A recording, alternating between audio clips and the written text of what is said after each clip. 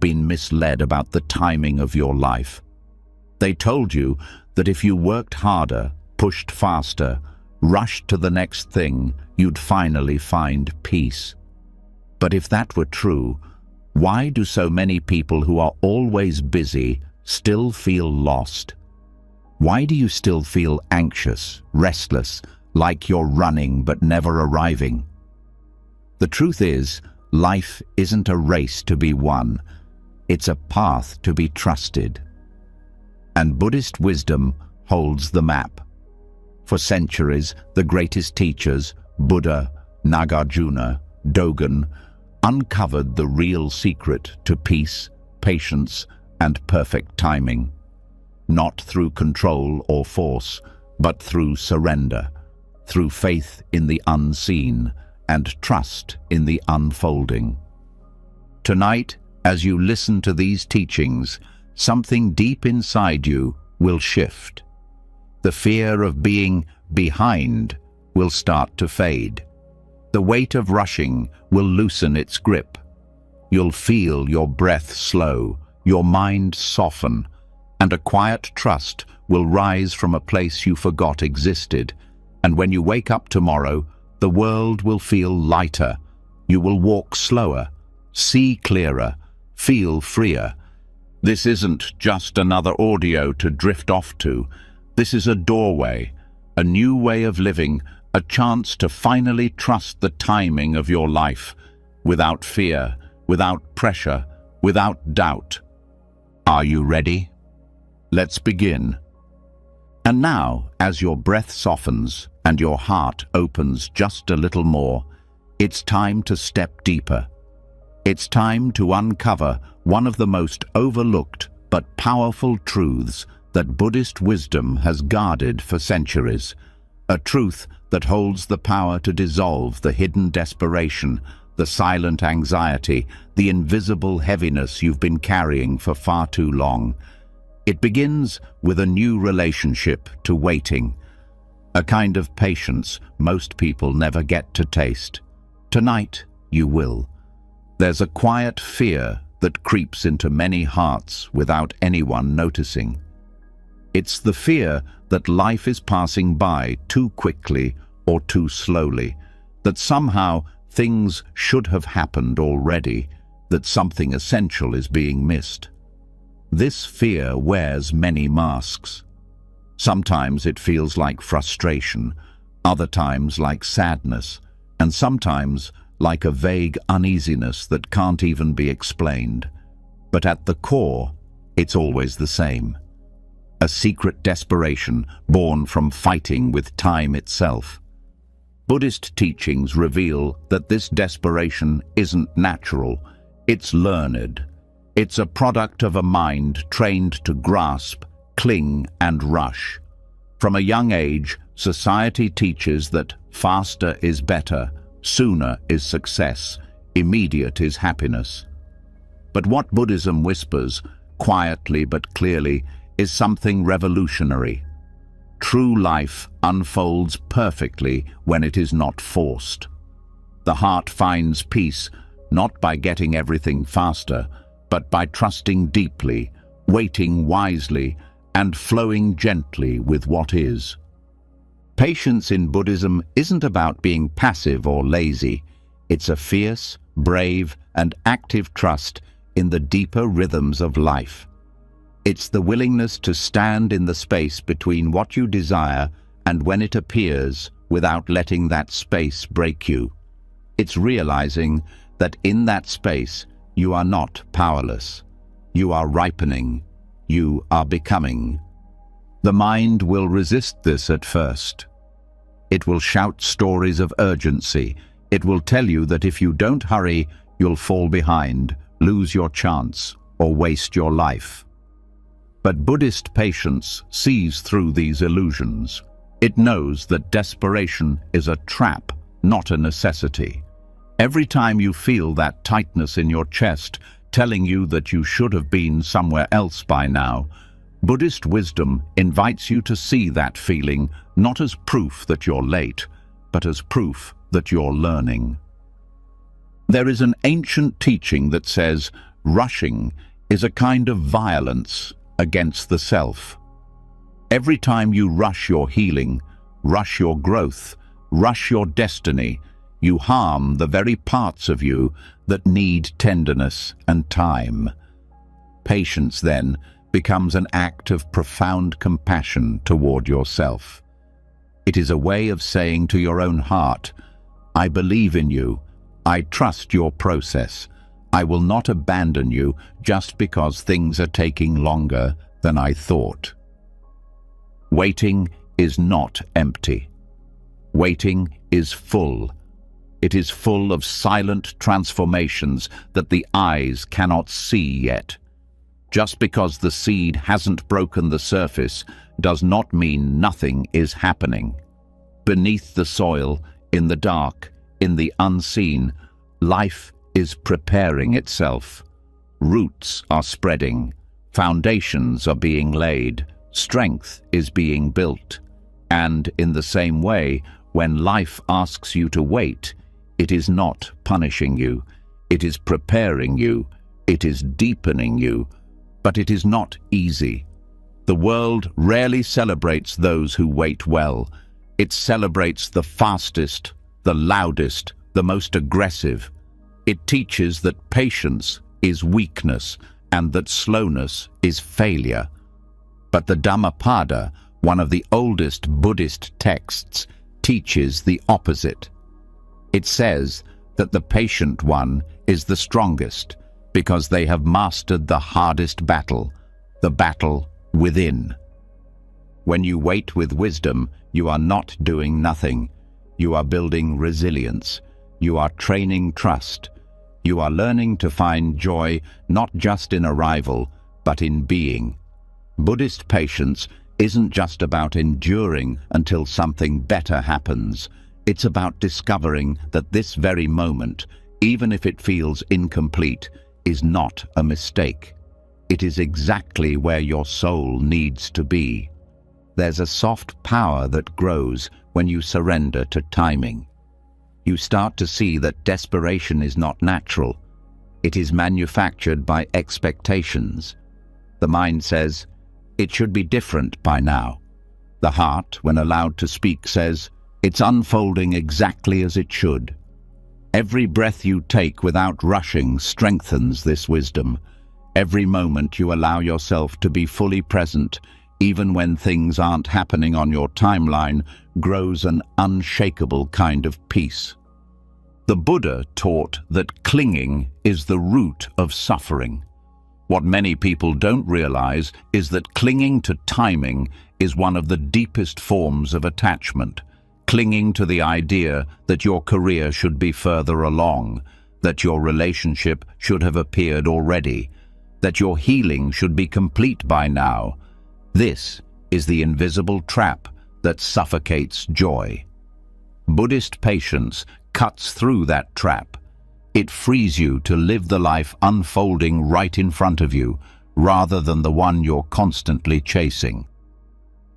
Think of the river that does not race to the sea, but flows steadily, carving mountains and nurturing valleys along the way. It never questions its pace. It trusts its path.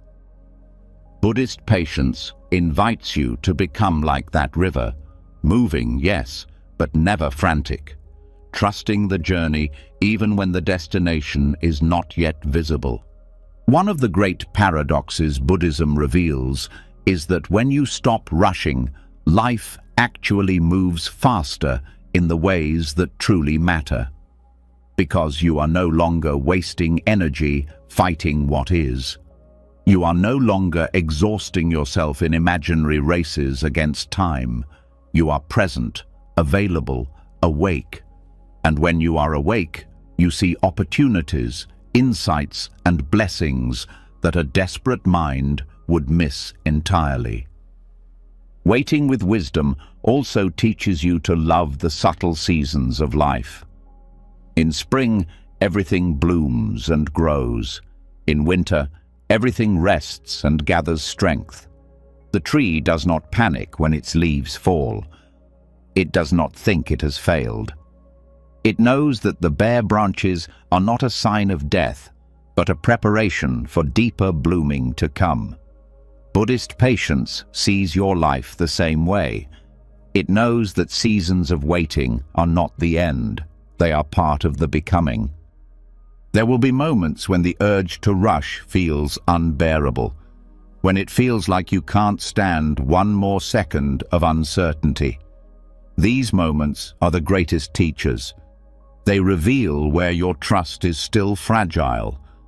They invite you again and again to choose faith over fear, to choose presence over panic, to choose the wisdom of waiting over the desperation of rushing. With each patient breath, you rewrite the story your mind tries to tell. You are no longer the victim of time. You are its student. You are no longer trapped by urgency. You are liberated by trust.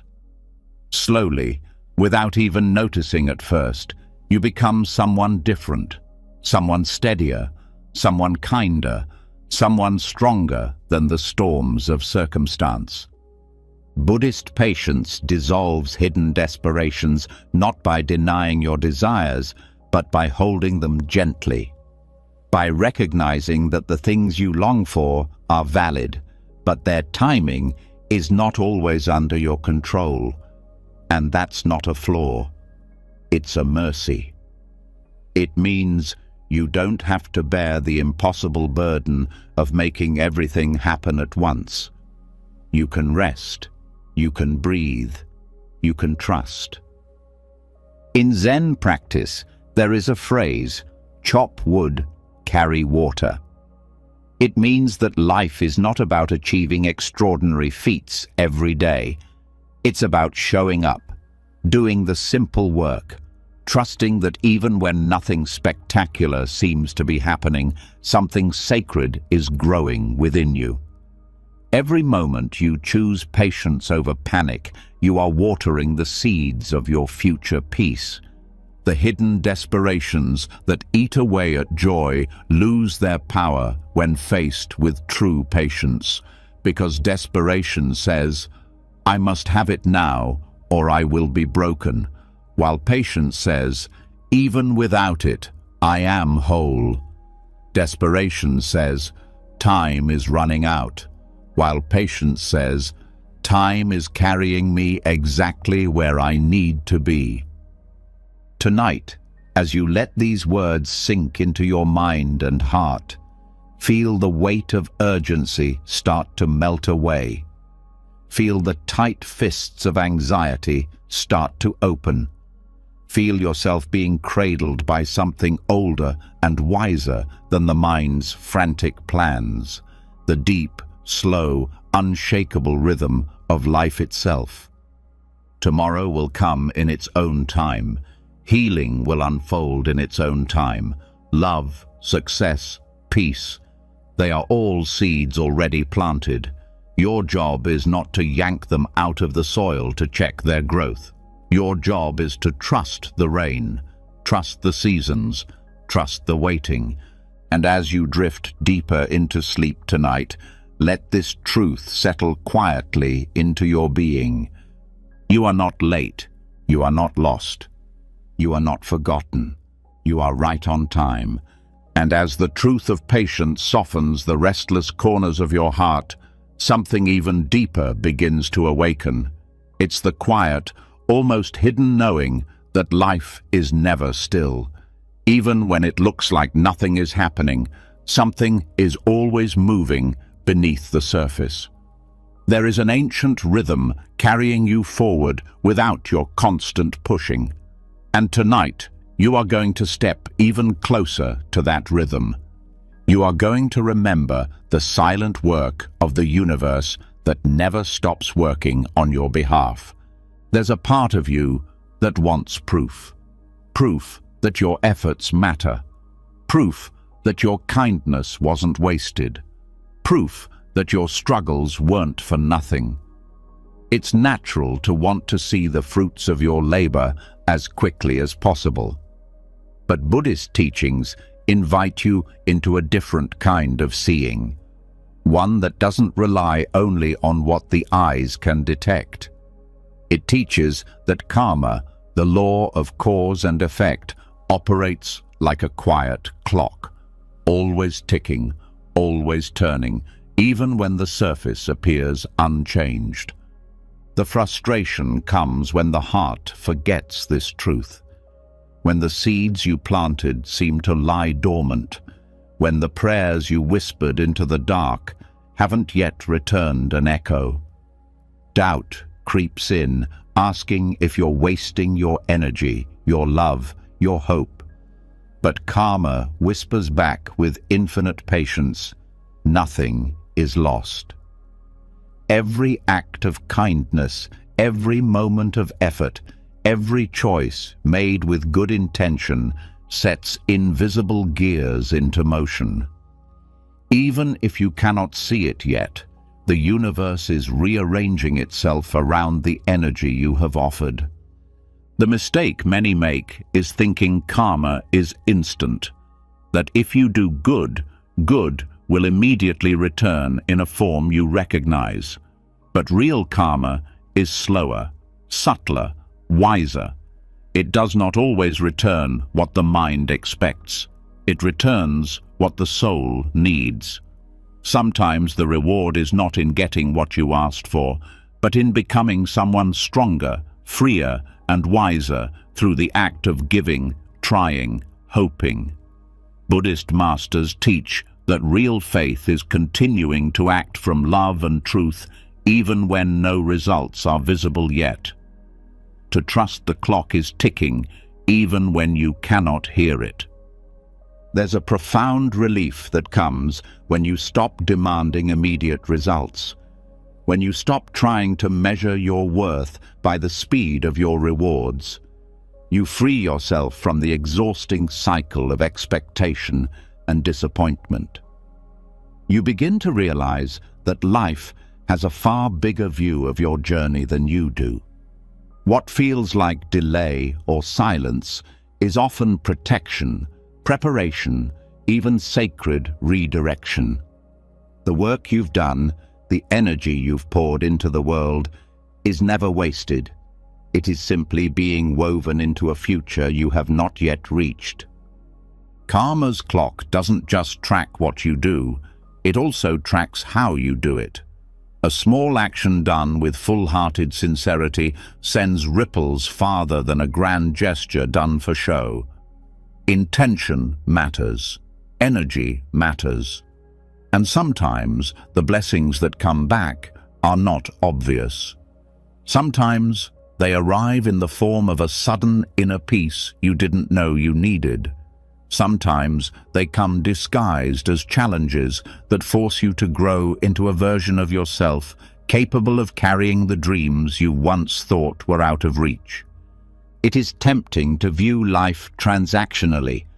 I gave this, so I should get that. But Buddhist wisdom dissolves this way of thinking. It invites you into a relationship with the universe that is based on trust, not bargaining. You act with goodness because goodness is who you are becoming, not because you are trying to manipulate outcomes. And in that surrender, something beautiful happens. You begin to move from scarcity to abundance, from impatience to grace, from fear to quiet power. There is an old Zen saying, "No snowflake falls in the wrong place." In the same way, no effort from the heart is ever misplaced. It may seem to vanish, lost in the storms of life, but it is simply finding its place in a pattern too vast and intricate for the mind to map. Trusting karma's clock means trusting that you are not laboring in vain. It means believing that your life is more than a series of isolated actions. It is a tapestry being woven by hands both seen and unseen. Sometimes the visible results of your efforts appear long after you have let them go.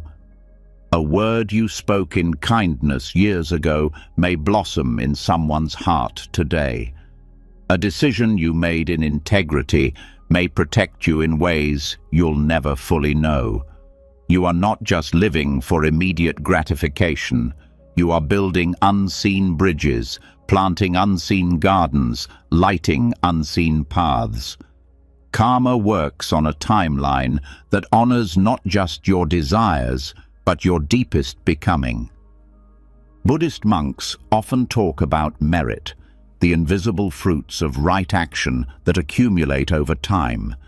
They compare it to filling a jar drop by drop. Each drop seems insignificant.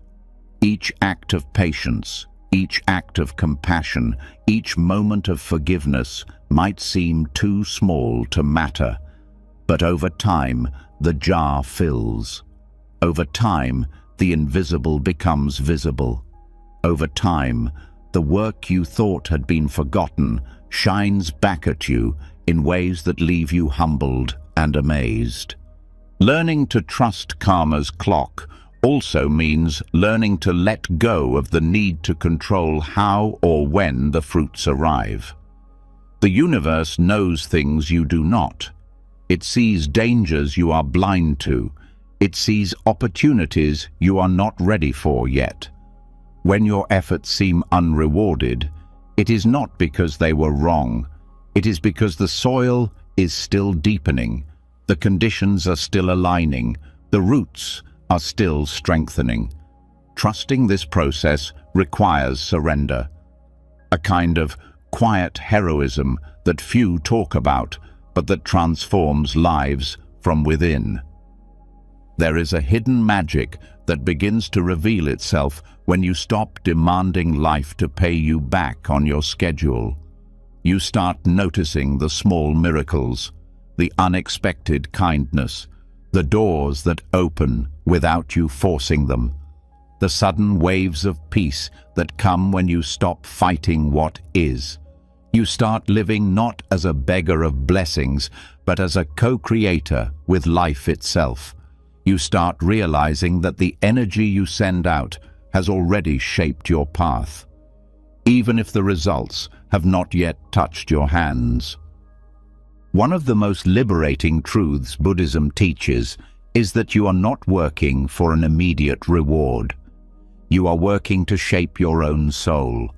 Every act of patience, forgiveness, generosity, and faith polishes the mirror of your being. And even if the world never claps for it, even if no one ever sees it, you will feel it. You will feel yourself becoming someone lighter, steadier, stronger. That is the real reward. That is the treasure no thief can steal, no disappointment can touch. When you start living this way, something incredible happens. You stop needing constant validation. You stop chasing results like a child chasing bubbles. You start walking with a deeper kind of dignity. A quiet confidence that no matter what the outer circumstances look like, your inner world is flourishing. You are no longer waiting for life to approve of you. You have already approved of yourself through the way you choose to live. Karma's quiet clock is always ticking, even when the night feels endless, even when the road seems invisible. Every breath you take with awareness, every step you take with kindness, every choice you make with truth adds to a life that cannot help but bloom in time. Not on your schedule, but on life's. Not by your watch, but by a deeper unfolding that holds your highest good in ways you cannot yet see. As you rest deeper into tonight's quiet, feel the relief of releasing the need to rush your rewards. Feel the ease of knowing that nothing good you have given was wasted. Feel the comfort of realizing that the invisible is always moving, always working, always weaving a future that honors every sincere effort you have made. The seeds have been planted, the water has been poured, the sun is shining even when clouds hide it from view. You are not behind. You are not forgotten. You are part of a timing that stretches beyond fear, beyond impatience, beyond doubt. You are right where you need to be. And the work you have done in silence, in patience, in faith, it is not lost. It is already becoming the life you were always meant to live. And as you begin to trust that life is already working on your behalf, even when you can't see it, another deep shift begins. It's not just about trusting karma's clock. It's about stepping completely out of the invisible race you've been running without realizing. Tonight, you're going to step out of the race. Tonight, you're going to remember a deeper pace, a quieter rhythm, a freedom that has been waiting for you all along. There's a hidden pressure most people carry without even questioning it. The feeling that by a certain age you must have achieved certain things, checked certain boxes, climbed certain ladders. A timeline written not by your soul, but by fear, comparison, and expectations. Without realizing it, life starts to feel like a race. A frantic, breathless race where falling behind feels like failure and slowing down feels like shame. But Buddhist wisdom looks at this race and smiles gently, because it knows the race is an illusion. It knows that rushing toward milestones only blinds you to the sacredness of where you already are. The idea that life must unfold by a certain schedule is not nature's idea. It is a human idea built from comparison, fear, and insecurity. Trees do not rush to bloom faster than their neighbors. Rivers do not panic if they flow more slowly than others. Only the human mind creates suffering by turning life into a competition. The problem with living inside this race is that it never ends. You tell yourself you'll finally feel peace when you reach a certain goal, but as soon as you get close, the goalpost moves.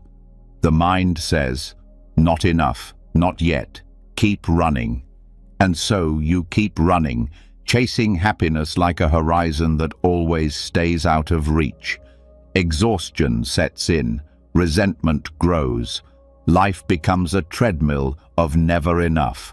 Buddhism offers a different way, a way that does not reject growth or dreams, but refuses to turn them into chains. It teaches that true happiness is not found in winning the race. It's found in stepping off the racetrack altogether. It's found in realizing that your life is not a competition to be won, but a masterpiece to be lived.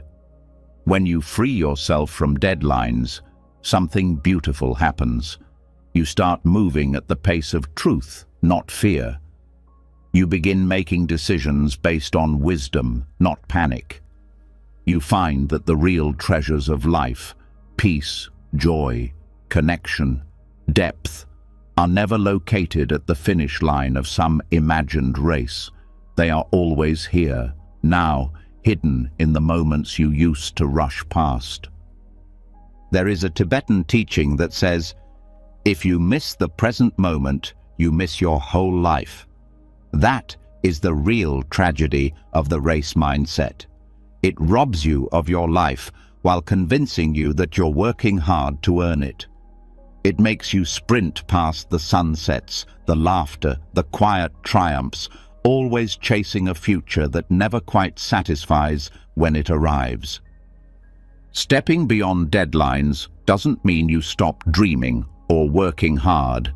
It means you stop tying your worth to how quickly things happen. It means you start trusting that your path is your own, incomparable to anyone else's. It means you honor the sacred timing of your own blooming, no matter how different it looks from the timelines you've been handed. It's easy to forget that every person's path is different. Some flowers bloom in spring, some in summer, some not until the first frost. Some lives unfold in early triumph, Others unfold in a slow, breathtaking crescendo. There is no single right timeline. There is only the unfolding that is right for you.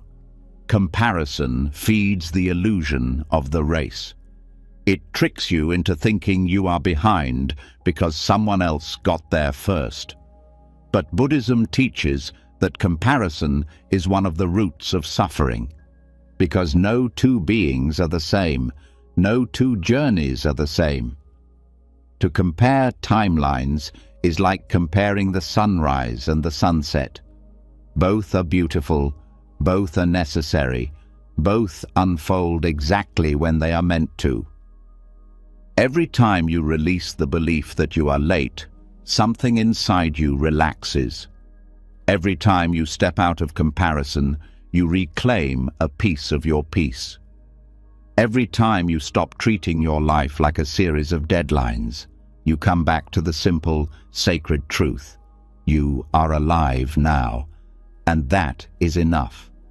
One of the greatest teachings of Buddhism is the understanding of non-striving. Non-striving doesn't mean apathy. It doesn't mean giving up. It means acting from a place of joy, curiosity, and love, not from desperation, fear, or pressure.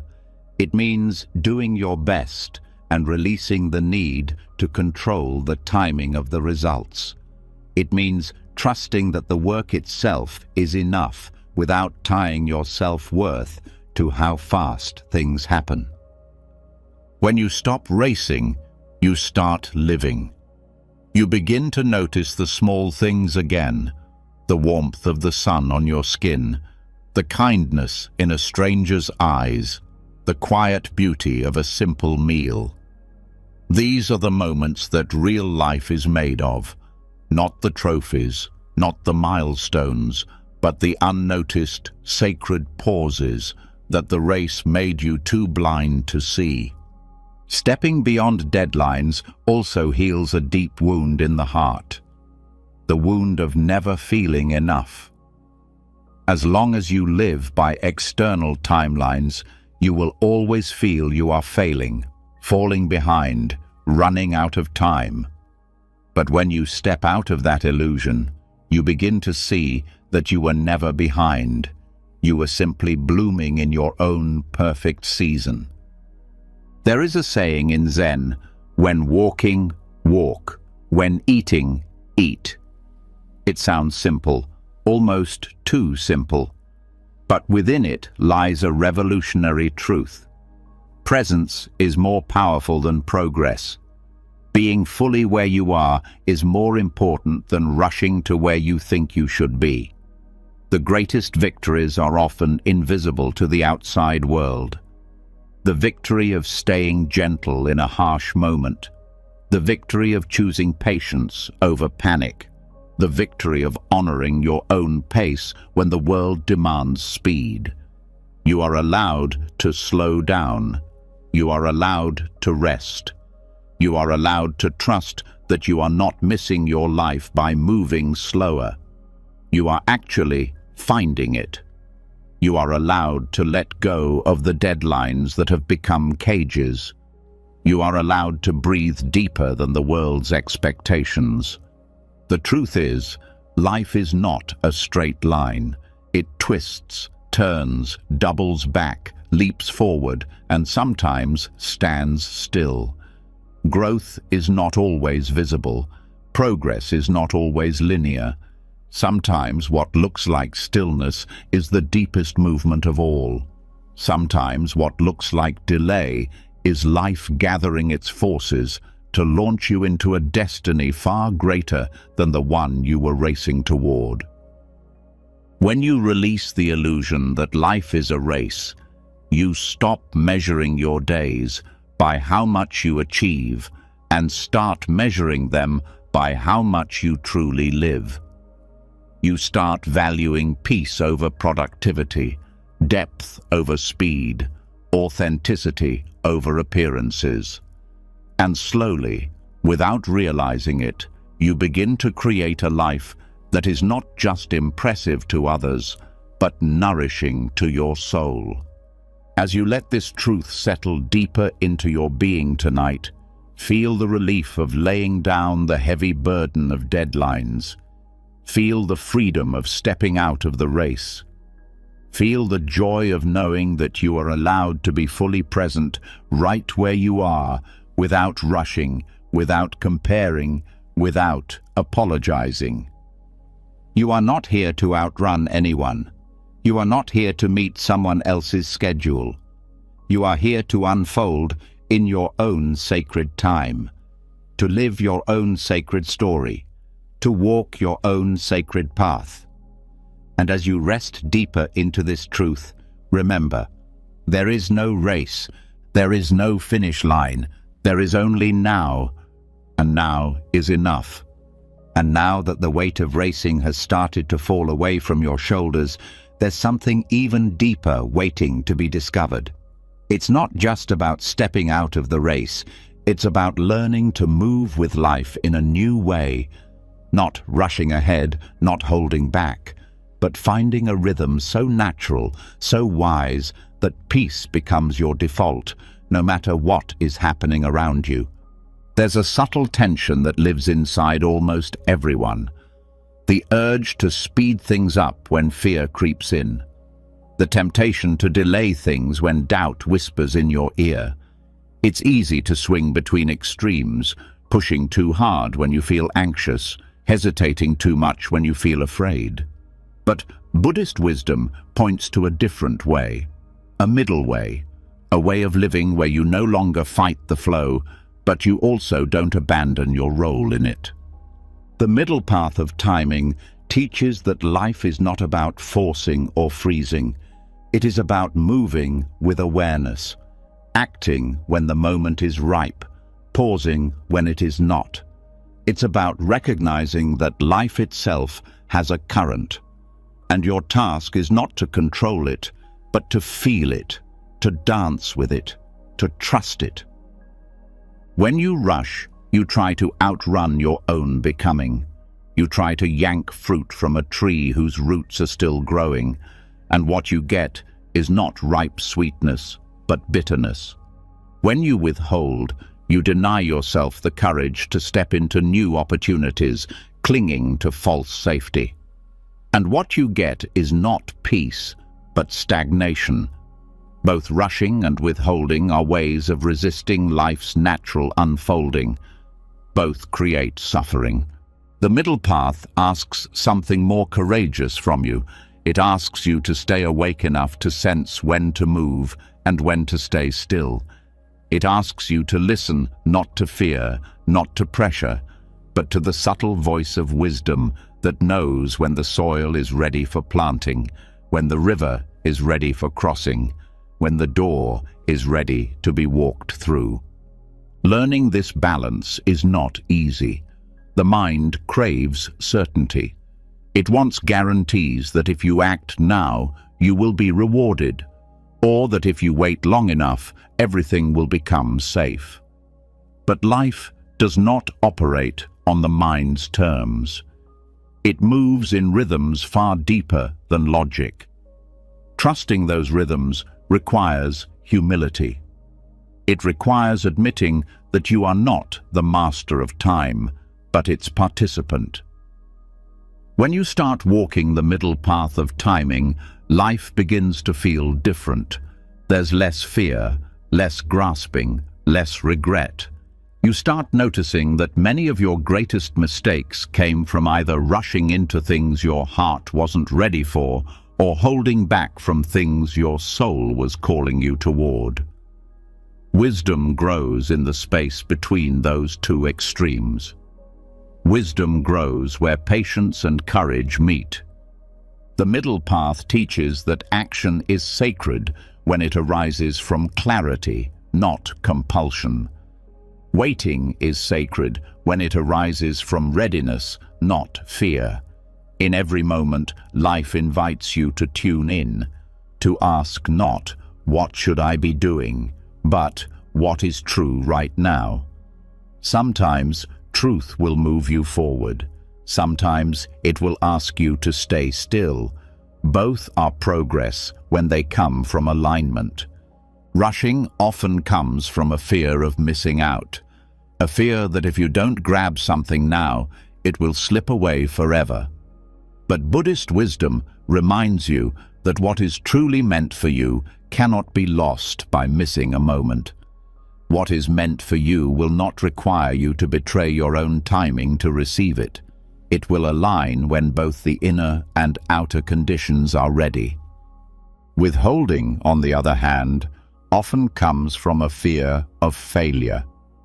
A fear that stepping forward will expose you to loss, pain, or embarrassment.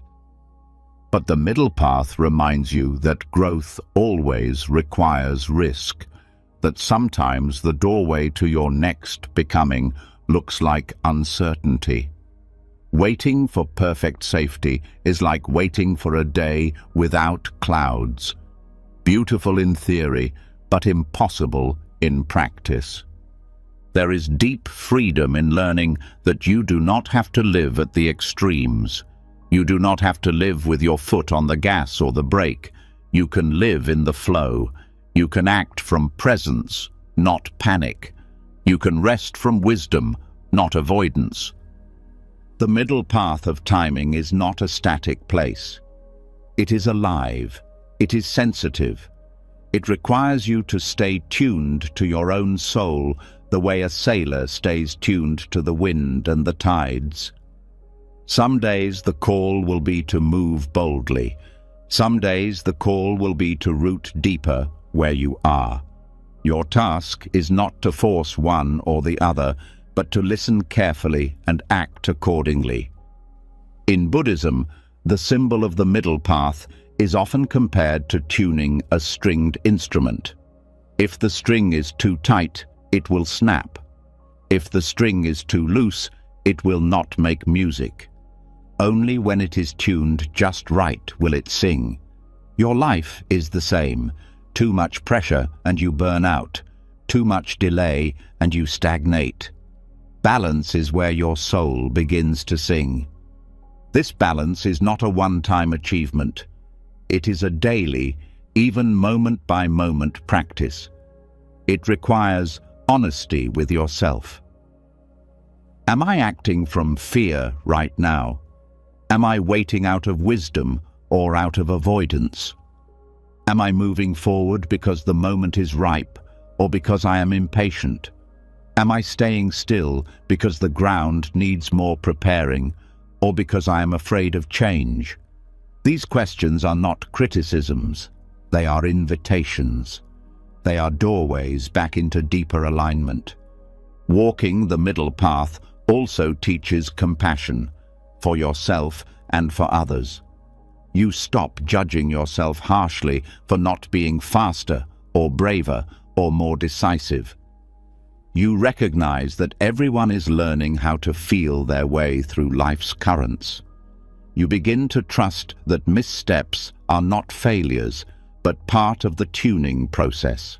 You allow yourself to adjust, to learn, to grow without shame. The middle path asks you to hold your dreams lightly, not to abandon them, but not to strangle them either. To plant them like seeds, to water them with action when the time is right, and to trust them enough to let them grow without constant interference. Dreams, like gardens, need both attention and space. The balance between action and surrender is what allows them to bloom. When you find yourself feeling anxious, pressured, frantic, it is often a sign that you have leaned too far into rushing. When you find yourself feeling stuck, restless, heavy, it is often a sign that you have leaned too far into withholding. These emotions are not enemies, they are signals. They are invitations to recenter yourself, to come back to the middle, to ask again, what is true right now? The middle path is not about perfection. It is about presence. It is about noticing when you have drifted toward extremes and gently, without judgment, returning to balance. It is about trusting that even when you lose your way, the way never loses you. It is about remembering that timing is not a punishment, but a partner. That life is not against you when things move slowly, nor when they move swiftly. Life is with you, always, if you are willing to move with it. As you drift deeper into this understanding tonight, feel the space opening up inside you. Feel the permission to act when it's time, to rest when it's needed, to trust that both movement and stillness are sacred when they arise from listening, not fear. You do not have to force your path. You do not have to hold it hostage. You only have to walk it, one wise step at a time. And in doing so, you will find that life itself becomes your greatest teacher, your greatest partner, and your greatest peace. And now, as your heart starts learning the gentle art of balancing movement and stillness, there is a quieter, even deeper truth waiting to be felt.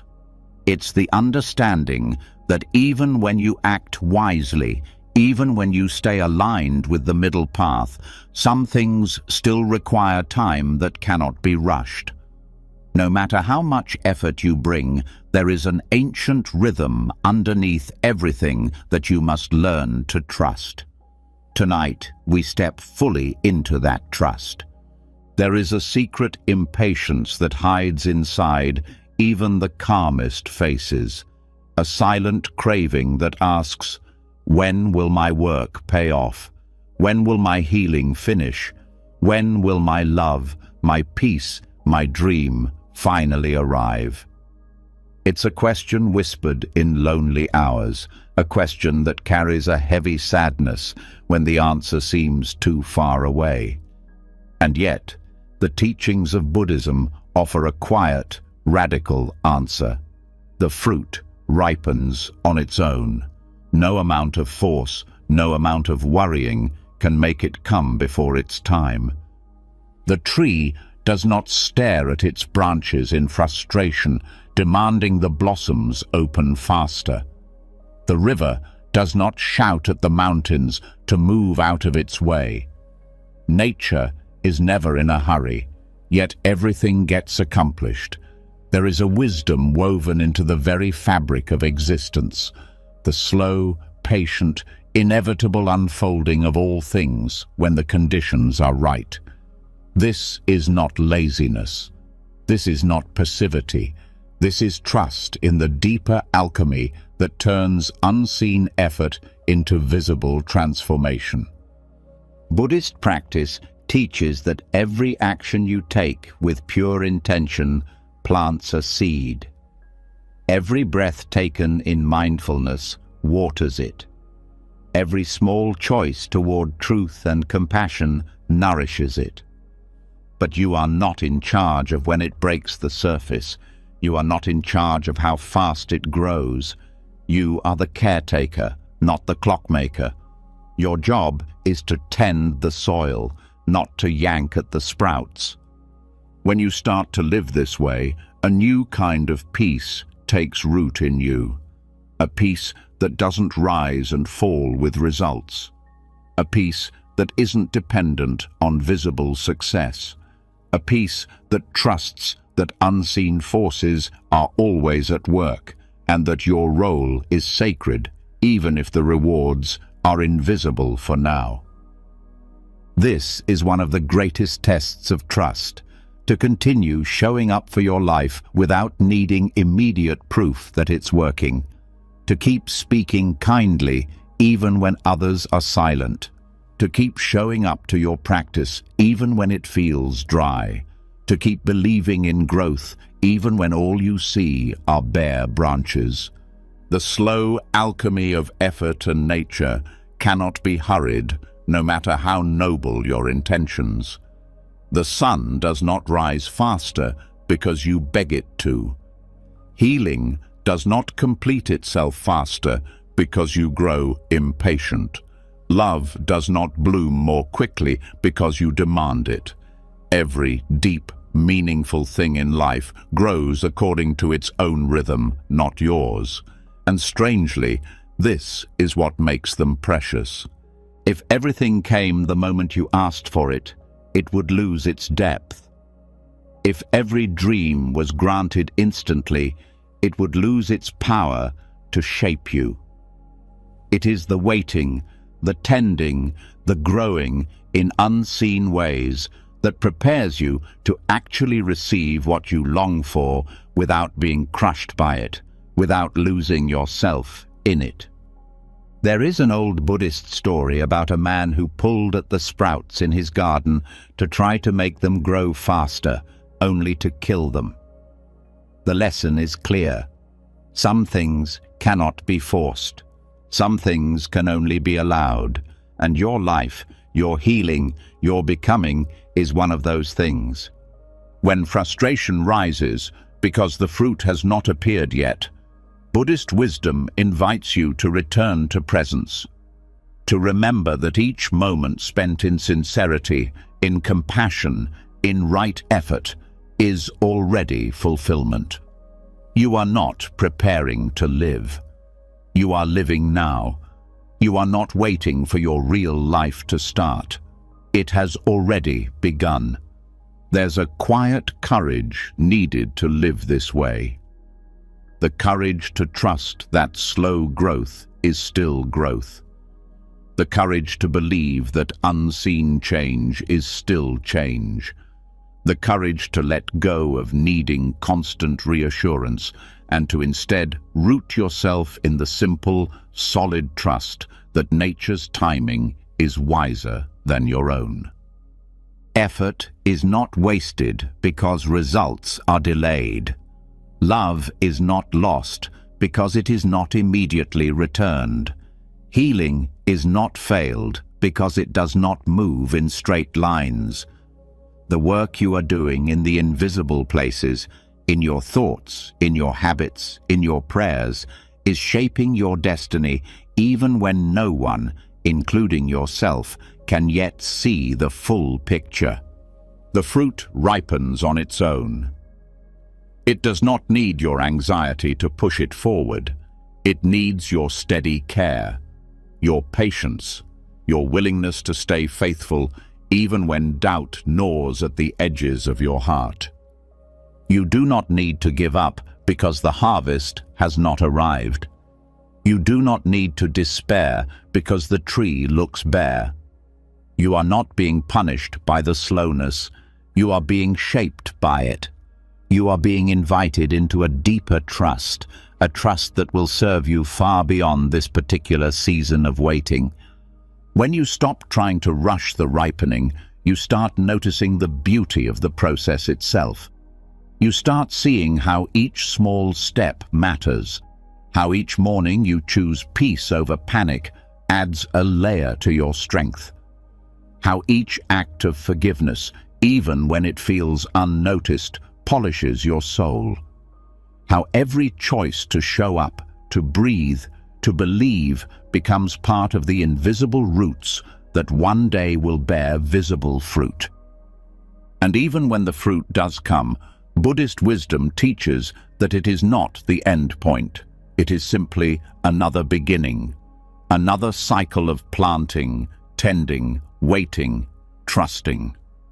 Life is not a straight line leading to a final reward. It is a spiral, an ever-deepening dance of effort and surrender, action and trust, offering and receiving. This way of living frees you from the endless hunger for quick fixes. It frees you from the shallow culture of instant gratification. It reconnects you to the deeper, older rhythms of the earth itself. Rhythms that know how to create mountains, oceans, forests without ever rushing, without ever doubting. There is a deep, ancient patience available to you, deeper than the mind's impatience, older than your fears. A patience that knows you are exactly where you need to be. A patience that smiles at the slow ripening of your soul. A patience that sees the invisible changes even when the world cannot. Let yourself fall into that patience tonight. Let yourself rest in the knowing that every sincere effort you have made has already been woven into the great tapestry of your life. Let yourself breathe deeper, trust wider, and release the heavy burden of needing to control the timing of your own unfolding.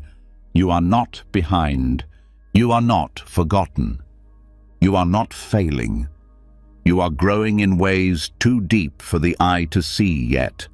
And when the time is right, you will blossom in ways too beautiful to have been rushed. And now, as the deep patience of nature begins to settle into your heart, there is one more tender truth waiting to be seen. Sometimes, even with all the trust in the world, there is still a temptation to pick the fruit before it's ready, to rush your healing, to rush your wisdom, to rush your arrival. But tonight, you are going to let that urgency fall away. You are going to step into an even deeper freedom, the freedom of letting every lesson ripen in its own sacred time. There is a kind of quiet suffering that comes not from lack of effort, but from trying to force your own evolution. A voice inside that says, "I should have figured this out already. I should be over this by now. I should be further ahead." That voice carries a hidden violence. It pushes against your natural unfolding, turning growth into a battlefield rather than a journey. Buddhism teaches that true growth cannot be rushed, that every lesson in life arrives precisely when the heart is ready to receive it, not a moment earlier, not a moment later.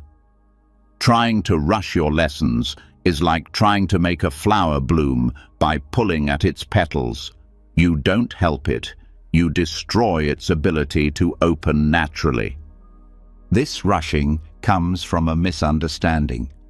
It comes from the belief that you must reach a perfect version of yourself before you are allowed to rest, before you are allowed to feel worthy, before you are allowed to be loved.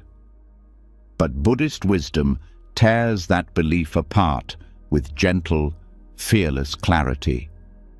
You are not here to rush to some final version of yourself. You are here to live, to learn, to fall, to rise, to keep becoming, endlessly, patiently, lovingly. When you rush your healing, you miss the healing. When you rush your forgiveness, you miss the forgiveness. When you rush your awakening, you miss the awakening. Because the depth of these things is not in arriving at a new state. It is in the slow, sometimes painful, sometimes beautiful unfolding that changes you in ways you could never have scripted. Each wound you carry, each habit you are trying to transform, each fear you are learning to outgrow, carries within it 1,000 silent lessons. And these lessons are not just intellectual. They must be lived. They must be felt in the bones, absorbed in the heart, woven into the fabric of your being. That takes time. That takes seasons of falling down, standing back up, questioning, surrendering, beginning again. There is no shortcut through this. There is no fast track to wisdom. And trying to rush it only deepens the suffering. Because when you rush, you don't actually move faster. You simply move with more anxiety, more frustration, more self-judgment. You turn the journey into a punishment instead of the miracle it was always meant to be. Buddhist teachers often remind their students that enlightenment itself is not an instant flash that falls from the sky. It is the slow, patient accumulation of countless moments of presence, countless moments of surrender, countless moments of coming back to the truth when the mind wanders away. It is built moment by moment, breath by breath, like drops of water filling a great ocean. Letting go of premature harvest means letting go of the fantasy that you can skip the messy parts of growth. It means honoring the sacredness of your current stage, even if it feels incomplete, even if it feels clumsy, even if it feels unbearably slow. It means trusting that the lessons you are learning right now, even if they are painful, even if they seem small, are not obstacles to your path. They are the path. When you stop rushing to be done, you begin to truly learn. You begin to listen more deeply to what life is trying to teach you through each moment of confusion, each failure, each unexpected detour. You begin to find the gold hidden inside the very experiences you once tried so hard to escape. You realize that the goal was never to reach some final, polished version of yourself. The goal was always to live fully inside the unfolding, to meet each moment with openness instead of resistance, to greet each lesson with humility instead of impatience. There is a strange paradox here. The less you rush your growth, the deeper and faster it actually happens. Because true transformation is not fueled by pressure, it is fueled by presence. It blooms in the soil of self-compassion, not self-criticism. Every time you allow yourself to be exactly where you are, without forcing yourself to be anywhere else, you water the seeds of real wisdom. Every time you honor the pace of your own becoming, you deepen your roots. Every time you breathe into your own imperfect humanity, instead of fighting it, you open yourself to the gentle alchemy that turns experience into wisdom. Letting go of premature harvest also teaches you to stop measuring yourself against others. Every soul has its own curriculum. Every heart learns in its own way, at its own pace. Comparing your growth to someone else's is like comparing the ripening of an apple to the blooming of a rose. Each follows a different rhythm. Each brings its own kind of beauty into the world. When you stop rushing, you also start to appreciate the hidden richness of the journey itself. You start to notice how much strength is being built in the waiting, how much clarity is being carved out of the confusion, how much tenderness is being shaped in the spaces where you thought nothing was happening. The Buddha taught that the path to liberation is like crossing a river. You cannot rush across it without falling in. You must move carefully, step by step, feeling your way forward, trusting the flow, even when it carries you in unexpected directions. The middle of the river, the space where you are not where you started but not yet where you are going, is not a mistake. It is the sacred heart of the journey. Letting go of premature harvest means embracing that middle space, living fully inside it, trusting that you are being shaped by forces wiser and kinder than your fear, trusting that your life knows what it's doing, even when your mind does not. It also means forgiving yourself for not being finished, for not having it all figured out, for still falling, still struggling, still learning. Because the truth is, even the masters, even the saints, even the enlightened ones were once exactly where you are, unsure, impatient, yearning for faster progress. And they became who they are not by skipping this stage, but by living it fully, humbly, and with great trust. Tonight, as you let yourself soften into these words, allow the pressure to dissolve. Allow the timeline you've been carrying in your mind to fall away. Let go of the fantasy that says you need to be perfect by now. You don't. You only need to be here, alive, willing, open. The lessons you are learning now are not lesser, because they are slow. They are not wasted because they are messy. They are not broken because they are incomplete. They are sacred. They are forming the foundation for the person you are slowly, beautifully becoming. And when the time is right, when the roots are deep enough, when the soil has given all it can give, the fruit will come. Not because you forced it, but because you trusted it. Not because you rushed it, but because you honored it. You are not behind. You are not broken. You are not failing. You are ripening quietly, bravely, beautifully into exactly who you are meant to be. And that is more than enough. And now, as the pressure to rush your growth begins to melt away, another quiet doorway appears before you. A doorway into a truth so deep and freeing that once you step through it, your whole life will feel lighter. Because it's not just about trusting the slow ripening, it's about realizing that every delay, every pause, every unexpected stillness is not an interruption. It's an invitation, a sacred, hidden call from life itself to grow in ways you never would have chosen, but exactly the ways you need. There is a heavy sadness that comes when things don't move as fast as you hoped. A voice that asks, "Why isn't it happening yet? What am I doing wrong?" In those moments, it's easy to feel forgotten, overlooked, punished. But Buddhist wisdom teaches a different way of seeing. It teaches that delay is not the enemy. Delay is part of the teaching. Delay is often the very hand of Dharma, guiding you not away from your destiny, but deeper into it. Dharma, in its simplest form, means truth. It means the law of how things unfold, when you are in harmony with life, not fighting against it. And sometimes, the highest Dharma does not move at the speed of your plans.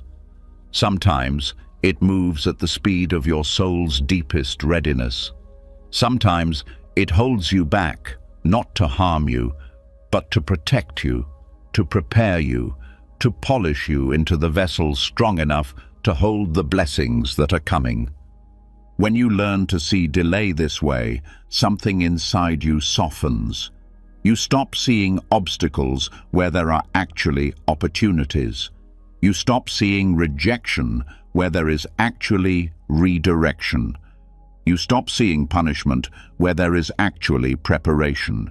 You begin to live with less bitterness, less fear, less resistance to the pauses and detours that life inevitably weaves into every journey. The mind loves to plan, to plot, to predict. It loves straight lines and clear maps. But real growth is rarely a straight line. Real growth curves, loops, dives, stalls and soars in ways the mind cannot anticipate. Real growth moves like a river, not a road. It meanders, it rests, it gathers strength in hidden pools before rushing forward again. Delay is part of that river's wisdom. It gives you time to gather strength you didn't know you needed. It gives you time to learn lessons you would have missed if everything had gone according to plan. It gives you time to meet parts of yourself that only reveal themselves when things slow down and force you to listen. Buddhist teachings remind us that impatience is often rooted in ego. The ego wants the reward now. The ego wants the path to be easy, linear, predictable. But the soul knows better. The soul knows that the deepest treasures are hidden behind the doors that only open with time, with humility, with surrender. When you experience a delay, you are being invited into a deeper relationship with trust. You are being asked to loosen your grip on how and when things should happen. You are being called to see with new eyes, to ask not, "Why is this happening to me?" But what is this trying to teach me? Sometimes delays protect you from consequences you cannot yet see. Sometimes they push you to build skills you will desperately need later. Sometimes they stretch your patience, your compassion, your resilience, not as a punishment, but as a preparation for the life you said you wanted. There is a kind of growth that only happens in the pause, a kind of strength that only grows in seasons of uncertainty, a kind of wisdom that only reveals itself when you are forced to sit still long enough to see beyond your surface desires. Life's pauses can feel cruel if you resist them. They can feel like a waste of time if you insist on rushing through them. But if you lean in, if you listen, if you trust that even the silence is full of meaning, they become some of the most powerful, transformative chapters of your life. The Buddha's own life was filled with delays and detours. Before he awakened under the Bodhi tree, he spent years wandering, searching, failing, questioning. Those years were not wasted. They were essential. Without them, he would not have been ready to receive the final truth. His delay was his Dharma unfolding in perfect, painful, beautiful timing. Your delays are no different. Your life is not stalled. Your soul is not forgotten. You are simply in a season where growth is happening underground, where roots are being woven deeper than your fears, where your character is being shaped in ways that will one day carry you farther than any shortcut could. When you begin to trust this, everything changes. You stop cursing the wait. You start honoring it. You start asking deeper questions. You start looking not just for outcomes, but for insights. You start treating every pause as a sacred classroom where life itself is the teacher. You realize that the pause is not empty. It is brimming with invisible work. The healing you thought was stalled is actually deepening. The dreams you thought were dying are actually maturing. The parts of you that felt stuck are actually being fortified. This way of seeing transforms delay from a source of suffering into a source of gratitude. It doesn't take away the difficulty, but it takes away the despair. It reminds you that just because you cannot see the fruit yet doesn't mean the tree has stopped growing. It teaches you to live with open hands, not clenched fists. To let go of rigid expectations about how fast things should move. To let life surprise you with better outcomes than you could have ever orchestrated by force. And slowly, without even realizing it, you become someone different, someone more patient, someone more trusting, someone more resilient, someone more compassionate, not just toward yourself, but toward everyone else struggling with their own unseen delays. You start to see that everyone is walking through secret seasons of waiting. Everyone is carrying silent hopes that haven't yet come to life. Everyone is learning, slowly and painfully, how to trust a timing bigger than their own desires. Seeing delay as Dharma is one of the most liberating shifts you can experience. It frees you from the lie that your life is wasting away when things move slowly. It roots you in the truth that life is always moving, even when the surface looks still. It reminds you that your worth is not tied to your speed, that your value is not tied to your progress, that your importance is not measured by how fast you achieve visible success. It anchors you in the deeper knowing that you are enough right now, in the pause, in the waiting, in the slow unfolding, because growth is happening in ways the mind cannot yet comprehend. Tonight, as you let yourself breathe softer and deeper, Allow this truth to settle into your bones. You are not stuck. You are not being punished. You are not being left behind. You are being shaped by hands wiser than your plans. You are being prepared for blessings bigger than your expectations.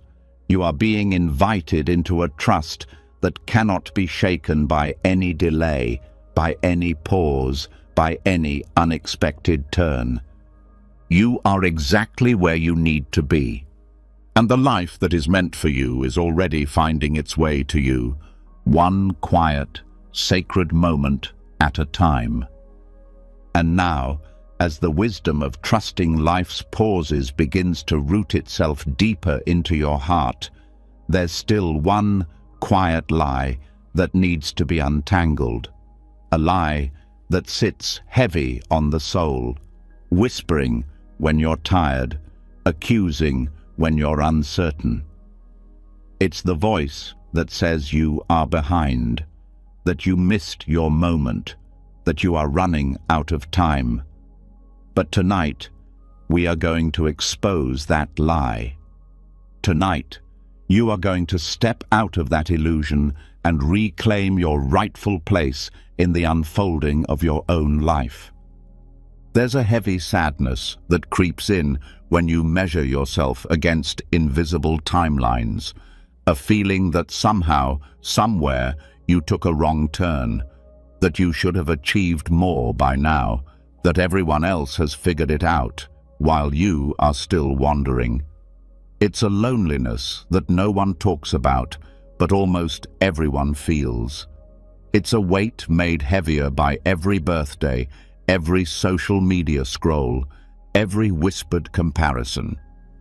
Buddhist teachings call this suffering what it really is: attachment to false ideas, the belief that there is one right timeline for success, one correct path for growth, one universal deadline for happiness.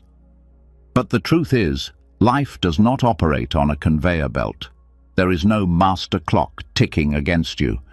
There is only the sacred, mysterious unfolding of each soul's journey, perfectly timed, even when it looks nothing like the stories you've been told.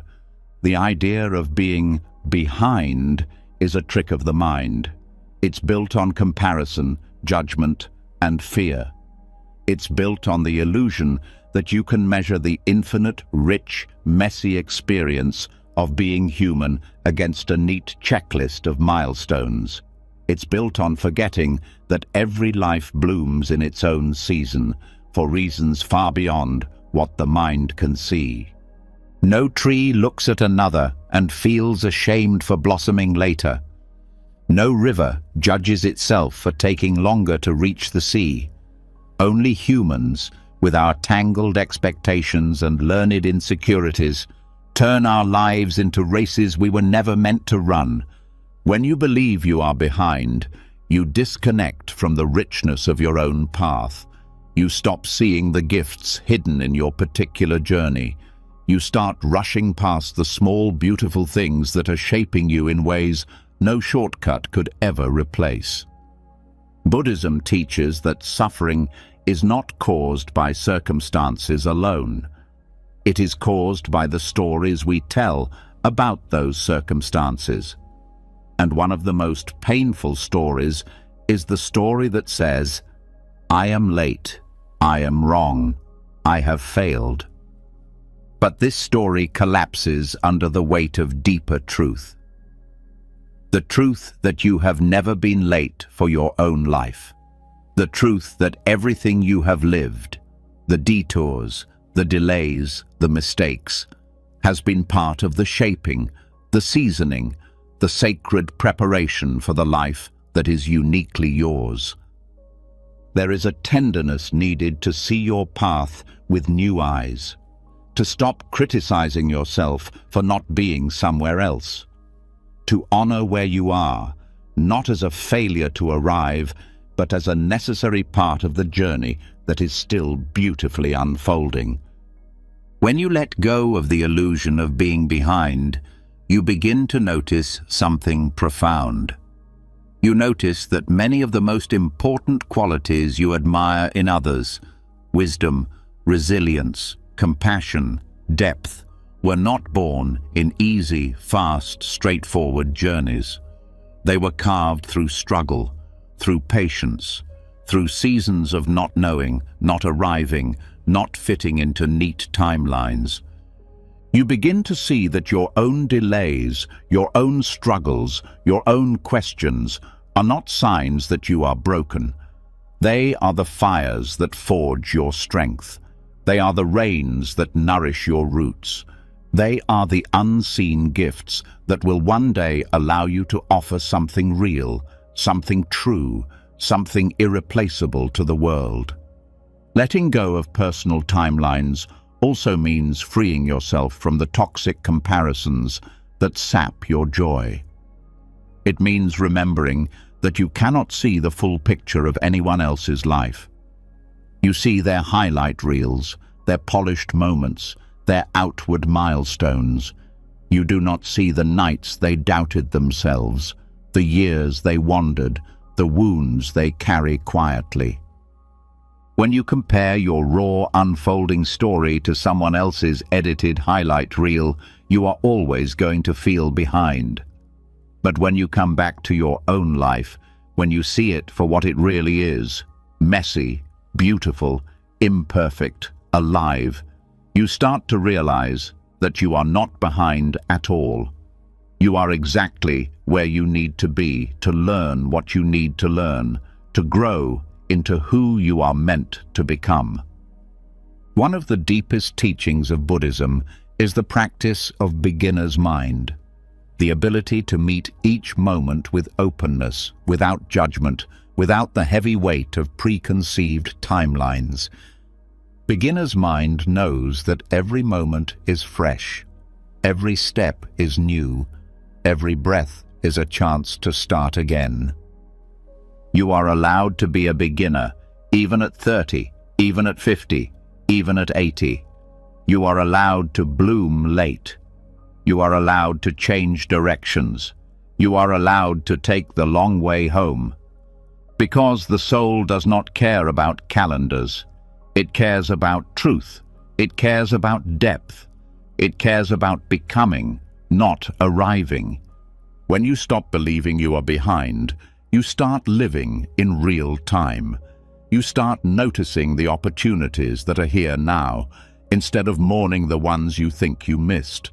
You start opening to the unexpected blessings that only appear when you are not obsessed with being somewhere else. You start trusting that life has not forgotten you, that every step, even the ones that feel aimless, even the ones that feel slow, are carrying you toward a future that is richer, deeper, and more real than anything you could have manufactured through force.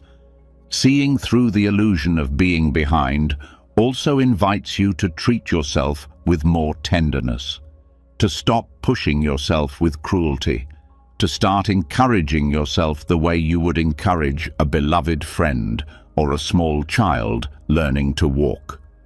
You would not tell a child who falls that they are a failure. You would not tell a tree in winter that it is worthless. You would not rush the river or shame the seed. You would trust the process. You would trust the seasons. You would trust the unfolding. You are worthy of that same trust. You are worthy of that same kindness. Tonight, as you sink deeper into this remembering, feel the weight of false timelines lifting off your chest. Feel the freedom of stepping out of the race you were never meant to run. Feel the gentle power of returning fully to your own path, your own timing, your own sacred rhythm. You are not late. You are not lost. You are not behind. You are becoming exactly as you were meant to, slowly, bravely, beautifully, in your own perfect season. And that is more than enough. And now, as the weight of false timelines dissolves and you begin standing firmly on your own sacred ground, another hidden thread becomes visible. It's the way the mind still tries to leap forward, reaching for a future not yet here, craving outcomes not yet born. Tonight, you are going to see that thread clearly, and tonight, you are going to gently untangle yourself from it. There's a subtle hunger that stirs even in the calmest hearts, a quiet reaching that says, "I'll be happy when..." It's so soft, you might not even notice it at first. It hides inside ambition. It wears the mask of hope. But at its core, it's a craving, a tightness that traps you in a future that does not yet exist. And every time you lean too heavily into anticipation, you trade away the richness of now for the promise of someday. Buddhism teaches that attachment is the root of suffering. And one of the most seductive forms of attachment is anticipation, the belief that your peace, your joy, your worth will finally arrive once a certain outcome happens. It sounds harmless. It even sounds motivating. But underneath it lies a deep dissatisfaction with the present moment, a subtle refusal to fully be here because the mind is so busy bargaining with the future. When you crave future outcomes, you stop living your life. You start living in your mind's projections. You miss the small miracles unfolding right now because you are busy chasing images that haven't even formed yet. You miss the real work, the real love, the real peace that is only ever available here, now. Anticipation whispers lies to you. It says, just a little more, just a little further. Then you can rest. Then you can breathe. Then you can be happy. But no matter how many goals you reach, no matter how many dreams you touch, the craving does not vanish. It simply moves the finish line again and again, keeping true peace forever out of reach. This cycle is endless because it is built on a fundamental misunderstanding. The misunderstanding that fulfillment comes from what happens next, instead of how you meet what is happening now. Buddhist wisdom turns this misunderstanding inside out. It teaches that the quality of your life is not determined by what you achieve or acquire. It is determined by how deeply you are able to show up for this moment, exactly as it is, without needing it to be anything else. When you start to see anticipation for what it is, not inspiration, but attachment, you begin to feel how much it drains your energy, how much it breeds anxiety, impatience, restlessness, how much it clouds your clarity, dims your gratitude, weakens your presence. You begin to notice that anticipation tightens the body. It creates a background hum of tension, a nervous buzzing that never fully allows you to relax. Because when your happiness is always tied to a future outcome, there is always something to be afraid of. The fear it won't happen, the fear it won't be enough even if it does, the fear you'll miss your chance. True freedom comes when you cut this invisible cord, when you stop bargaining with life, when you stop telling yourself, "I will be whole when," and instead start living the truth that you are already whole now, even with dreams still unrealized, even with questions still unanswered. Buddhist practice invites you into this freedom by teaching mindfulness, the art of fully arriving where you are.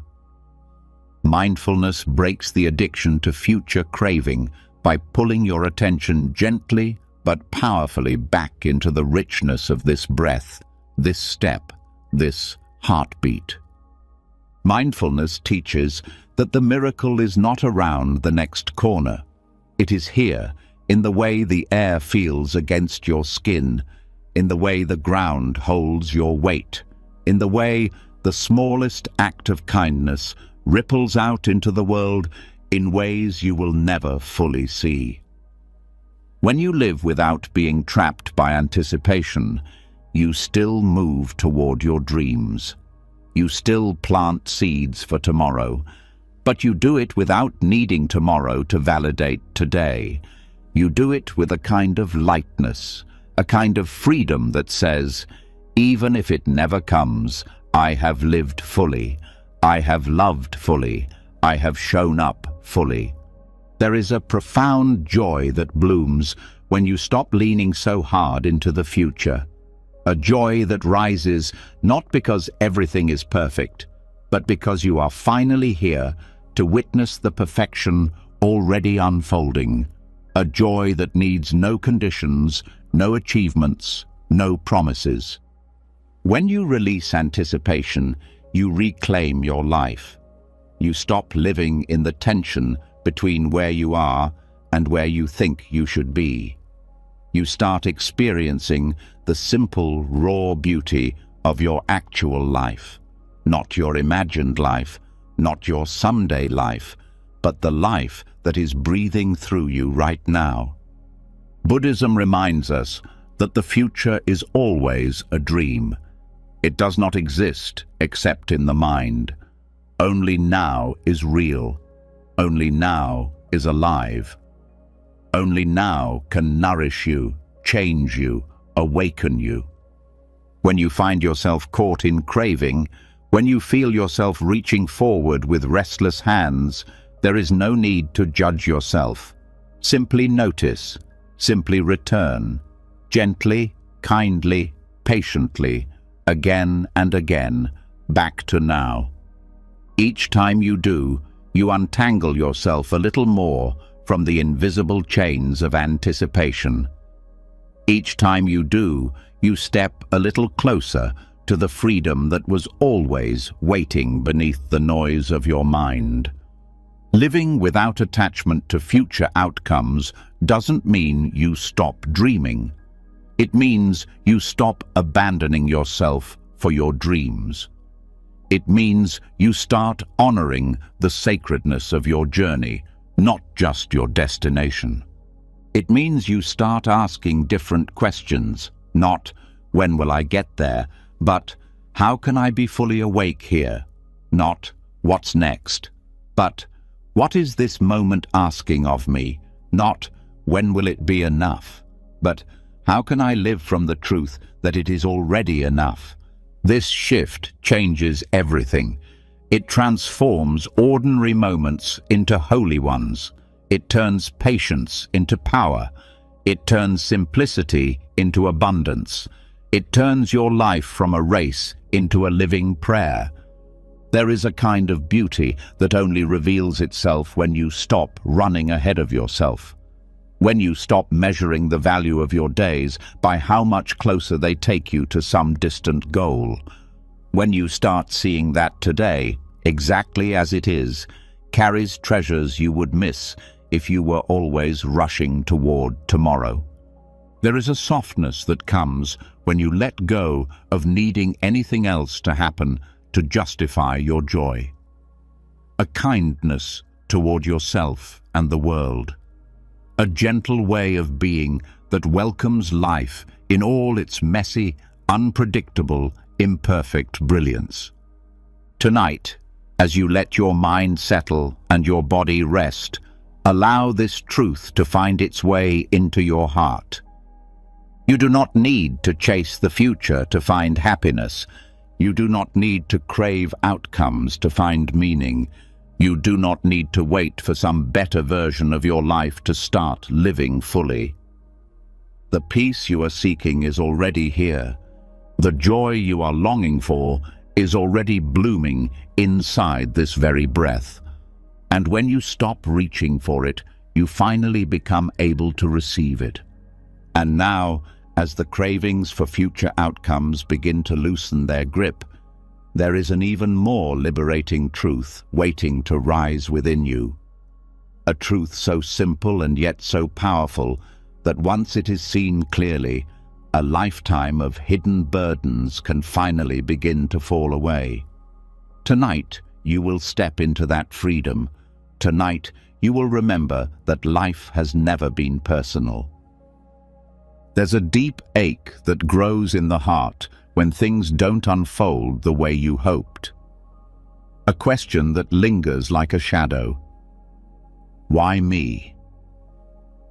It's easy to feel singled out by hardship.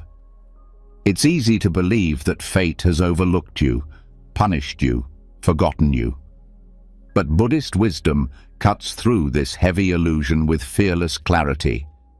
Life's rhythm is not personal. The universe has no favorites. It also has no enemies. It simply moves by its own timeless laws, flowing without judgment, unfolding without bias. This understanding is not cold. It is not heartless. In fact, it is one of the most healing insights you can ever experience. Because once you realize that life is not targeting you, neither for suffering nor for reward, you are freed from the heavy chains of resentment, self-pity and shame. You are freed to meet life as it is, rather than through the distorted lens of personal injustice. The rains fall on the kind and the cruel alike. The sun rises for the lost and the found. The seasons turn without consulting your plans, without rewarding your virtues or punishing your mistakes. Life moves not according to your deserving, but according to its own ancient, impartial rhythms. When you see this clearly, something inside you softens. You stop taking every setback as an insult. You stop seeing every delay as a punishment. You stop interpreting every loss as a cosmic judgment against your worth. Instead, you begin to meet life with the strength of acceptance. You begin to understand that pain is not proof that you have failed, just as pleasure is not proof that you have succeeded. Both are simply parts of the ever-turning wheel of existence, spinning according to causes and conditions that stretch far beyond your individual story. In Buddhist teachings, this is the wisdom of understanding dependent origination, the realization that everything arises from countless interwoven causes and conditions. Your life, your challenges, your joys, your sorrows, all of it is the result of infinite factors, most of which you will never see or fully understand. It is not personal. It is not a moral verdict. It simply is. This way of seeing frees you from the exhausting need to find meaning in every misfortune. It frees you from the endless, painful questions of, "What did I do wrong?" or "Why am I being punished?" It invites you instead into a deeper, calmer inquiry. Given that this is here, how can I meet it wisely? It shifts your focus from blaming life to dancing with life, from fighting reality to flowing with reality, from demanding that the universe conform to your preferences to learning how to open, how to adapt, how to grow within the reality that actually is. There is a fierce kind of peace that comes when you no longer expect life to favor you. When you no longer waste your energy arguing with reality. When you no longer measure your value by how easy or hard your path appears compared to others. You start to see that life is not a courtroom where blessings are rewards and hardships are punishments. Life is a school. Life is a river. Life is a vast, intricate play of forces and elements that shape and reshape themselves endlessly, often indifferent to human plans, often oblivious to human fairness. And yet, within that indifference, there is a profound beauty.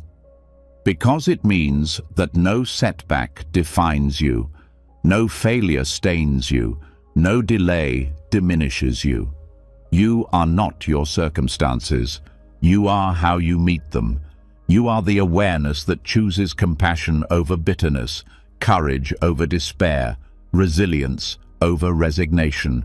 When you stop believing that life is personal, you also stop taking other people's actions so personally. You stop feeling so wounded by their failures to love you perfectly, to see you clearly, to honor you fully. You understand that just as the universe moves according to causes and conditions, so do people. They act from their own histories, their own wounds, their own blindness, not because you are unworthy, but because they are caught in their own unfolding. This seeing gives you space, space to breathe, space to forgive, space to let go. It doesn't excuse harm or deny responsibility, but it frees you from carrying every slight, every hurt, every disappointment like a stone on your back. You begin to realize that you are not at the center of everyone else's stories, and they are not at the center of yours. Each being is walking their own complex, beautiful, often broken path. Each being is shaped by forces stretching back generations, cultures, lifetimes. This does not make your suffering less real. It does not make your desires less important. But it does place them within a larger, more compassionate frame. A frame where you are allowed to grieve without feeling cursed, allowed to hope without feeling entitled, allowed to live without feeling victimized. You are no longer fighting to prove you deserve good things. You are no longer fearing that you somehow invited bad things.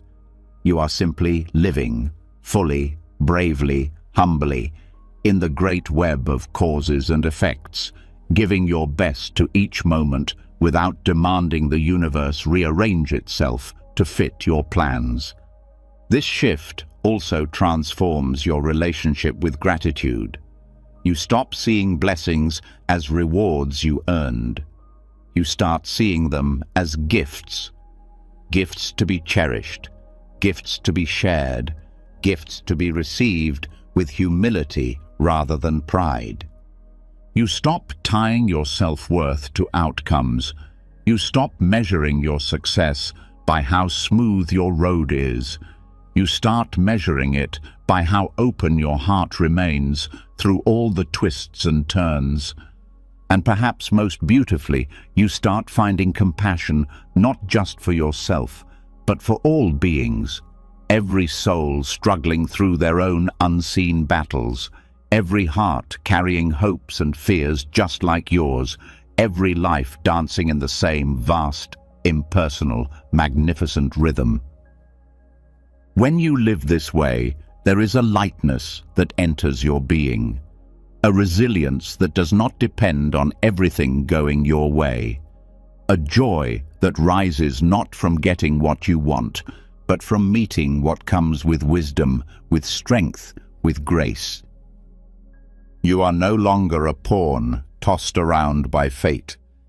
You are a participant in a mystery bigger than fairness, bigger than control, bigger than any story the mind could ever tell.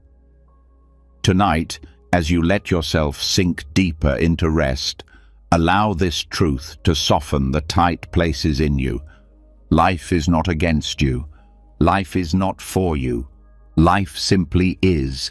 And within that vast, impartial dance, you are free to choose your response, free to offer your kindness, free to move with courage, free to live with a heart wide open.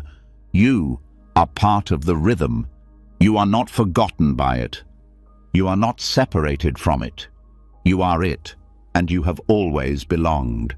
And now, as the truth settles deeper that life's rhythm is not personal but universal, something even more tender and powerful comes into view. Beyond the rush and resistance, beyond the victories and setbacks, there is a great wheel always turning. Tonight, you are going to step closer to that wheel, You are going to remember that life is not a straight path, but a series of sacred cycles. Cycles that are not here to break you, but to carry you, renew you, and awaken you to a deeper way of being. There's a deep exhaustion that comes when you think life should only move upward, when you believe that success should be permanent, that love should be without loss, that happiness should be unbroken. The mind clings to the good and panics at the bad, always fighting the natural rhythms of existence. But Buddhist wisdom offers a softer, wiser way of seeing. It teaches that life moves through cycles, not by accident, but by necessity, and that trusting these cycles, rather than fearing them, is the secret to real peace. Samsara, the endless cycle of birth, death, and rebirth, is not just some abstract cosmic concept. It is happening every day inside your own life. Joy is born, grows bright, fades.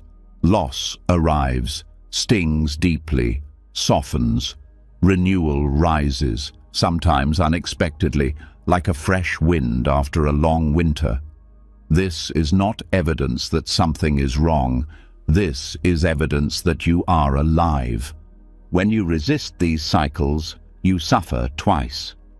First, from the inevitable changes themselves, and then from the belief that those changes are a failure.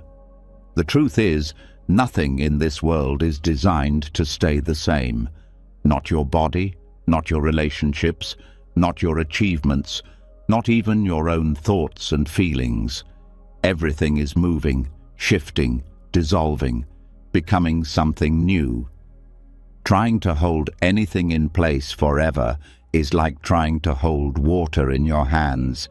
It's not a flaw in you that you can't. It's the nature of water to flow.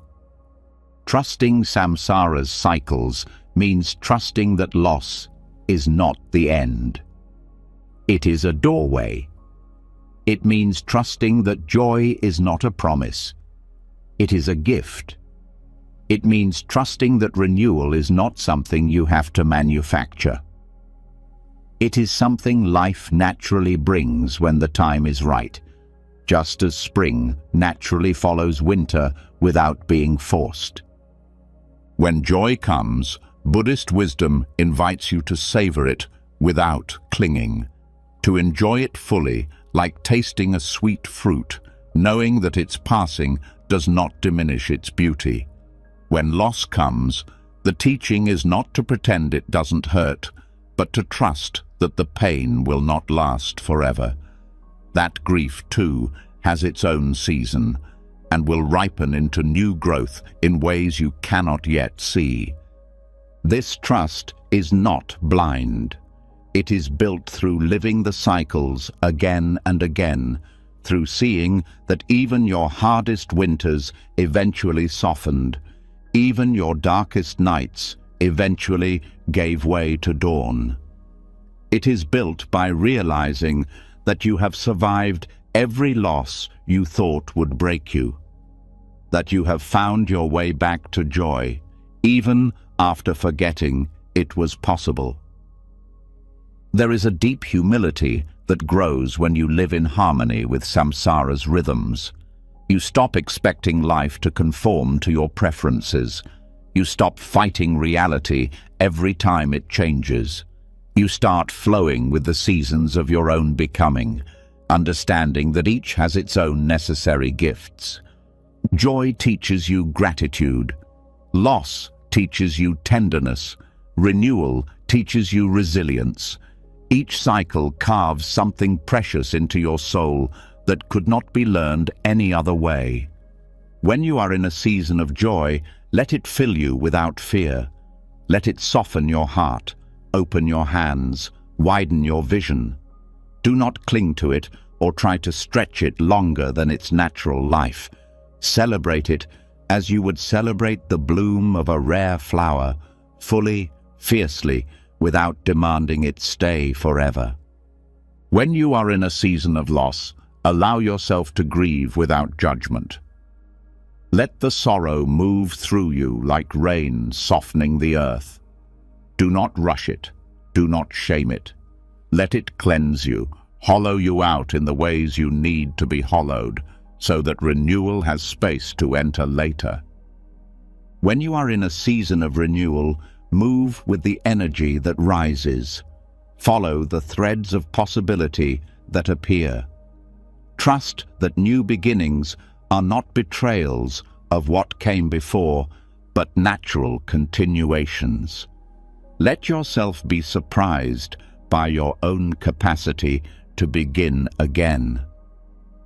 Samsara's cycles are not punishments. They are the dance of life itself, a dance that includes steps of gain and loss, expansion and contraction, birth and death, sorrow and joy. You are not separate from this dance. You are part of it. Every rise and fall in your life is part of the great breathing of existence.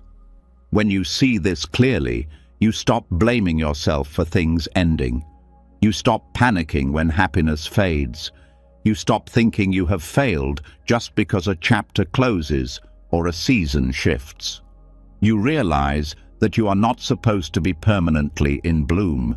You are supposed to be alive, fully, deeply, courageously alive through every season. This way of living brings a different kind of strength, a strength that is not brittle, not dependent on everything going your way, a strength that knows how to bend without breaking, how to grieve without losing hope, how to rejoice without grasping. It teaches you to meet each cycle with openness instead of resistance, to bow to the losses as deeply as you celebrate the gains, to trust that nothing is wasted, that every season is shaping you, deepening you, preparing you for the next unfolding. Buddhism reminds us that even the hardest winters have their secret work. Beneath the frozen ground, seeds are gathering strength. Beneath the bare trees, life is resting, readying itself for new growth. In the same way, even when your life feels barren, something essential is being woven beneath the surface. Something you will only understand fully later when the spring inside you stirs again. Trusting samsara's cycles also teaches compassion for others. When you see someone in joy, you celebrate with them without jealousy. When you see someone in loss, you grieve with them without pity. You know that you too have danced through those seasons. You know that all beings are spinning in the same wheel, rising and falling together, learning and unlearning, loving and losing, and loving again. Tonight, as you rest deeper into these truths, let the need to control the seasons of your life melt away. Let the fear of endings soften. Let the craving for perpetual happiness ease its grip. Trust that you are not failing because you are changing. Trust that you are not broken because you are grieving. Trust that you are not lost because you are in a winter season. You are exactly where you need to be in the dance, and life, in its mysterious, merciful rhythm, is still carrying you forward. You are not alone in the cycle. You are not forgotten in the turning. You are the dance itself, beautiful, temporary, eternal. And now, as you begin to trust the eternal turning of samsara's seasons, the rising and falling, the endings and beginnings, a new image begins to rise quietly from within the stillness. An image so ancient, so pure, that it holds the perfect mirror for your own sacred unfolding. Tonight, you will walk slowly into the heart of this symbol. Tonight, you will remember the deep wisdom of the lotus. There's a quiet power hidden in the life of the lotus. Unlike many flowers that burst into bloom quickly, the lotus takes its time. It grows in darkness first, its roots buried deep in mud, unseen by the world. It pushes slowly upward, through thick, murky water, for days, months, sometimes even years. And when it finally breaks the surface, it opens into breathtaking beauty. Not because it rushed, but because it allowed itself to grow at the pace life required. The story of the lotus is the story of every soul. It is the sacred reminder that real growth, real awakening, real strength never happens overnight. It happens slowly, almost invisibly, beneath the surface of things. It happens in the hidden places no one sees. It happens in the seasons of struggle, confusion, and quiet perseverance. Buddhist teachings use the lotus as a symbol of enlightenment, not because it avoids the mud, but because it rises through it. It does not resent the mud. It does not curse the darkness. It uses the very heaviness of the mud to anchor itself. It uses the darkness as protection, the struggle as strengthening. Without the mud, the lotus could never bloom. And without the struggles, without the delays, without the long, silent seasons of unseen growth, neither can you. There is a hidden violence in the modern world's obsession with speed. The constant pressure to have everything figured out quickly, to succeed early, to bloom faster than nature intended. But life, real life, doesn't work that way. True becoming takes time. True unfolding cannot be rushed. The lotus teaches that your growth is not broken just because it is slow. Your healing is not failing just because it is invisible. Your path is not wrong just because it does not look like someone else's timeline. What the world calls delay, the lotus calls preparation. What the world calls failure, the lotus calls foundation. What the world calls stuck, the lotus calls gathering strength. Each day you choose patience over panic, trust over fear, compassion over self-judgment. You are growing, even if you cannot yet see the blossom. Each day you endure the mud without losing heart. You are becoming someone stronger, deeper, wiser. The lotus does not bloom because it wishes harder. It blooms because it stays committed to its path, even when there is no evidence of progress. It trusts the pull of the light above, even when it cannot yet see the sky. And you too are being called to trust the light you cannot always see, to keep growing upward even when everything feels heavy, to keep believing in your own unfolding even when the surface shows no signs of breakthrough. There is a sacredness to slow growth that fast success will never understand. Slow growth weaves resilience into your bones. It teaches you how to weather storms without uprooting. It teaches you how to stay grounded when the winds of change howl around you. Slow blooming prepares you for a deeper kind of joy, the kind that is not dependent on external approval, the kind that cannot be taken away when circumstances shift. It shapes a joy that rises from the core of your being, a joy that belongs to you, not to the world's fleeting rewards. The lotus does not compare itself to the flowers on the shore. It does not resent their different paths. It stays loyal to its own becoming, loyal to the slow miracle taking place deep beneath the surface. It knows that when the time is right, it will rise, not in comparison to others, but in the full truth of what it was always meant to be. Buddhist practice invites you to live with the same fierce loyalty to your own path, to stop measuring your worth by how visible your growth is, to stop doubting your journey just because it is not fast or flashy or understood by everyone around you. Your roots are deepening, your soul is strengthening, your time will come, not because you force it, not because you demand it, but because life has already planted the blueprint of your blooming within you. It is already written in your bones, in your breath, in the secret spaces of your becoming. The lotus reminds you that darkness is not the enemy of light.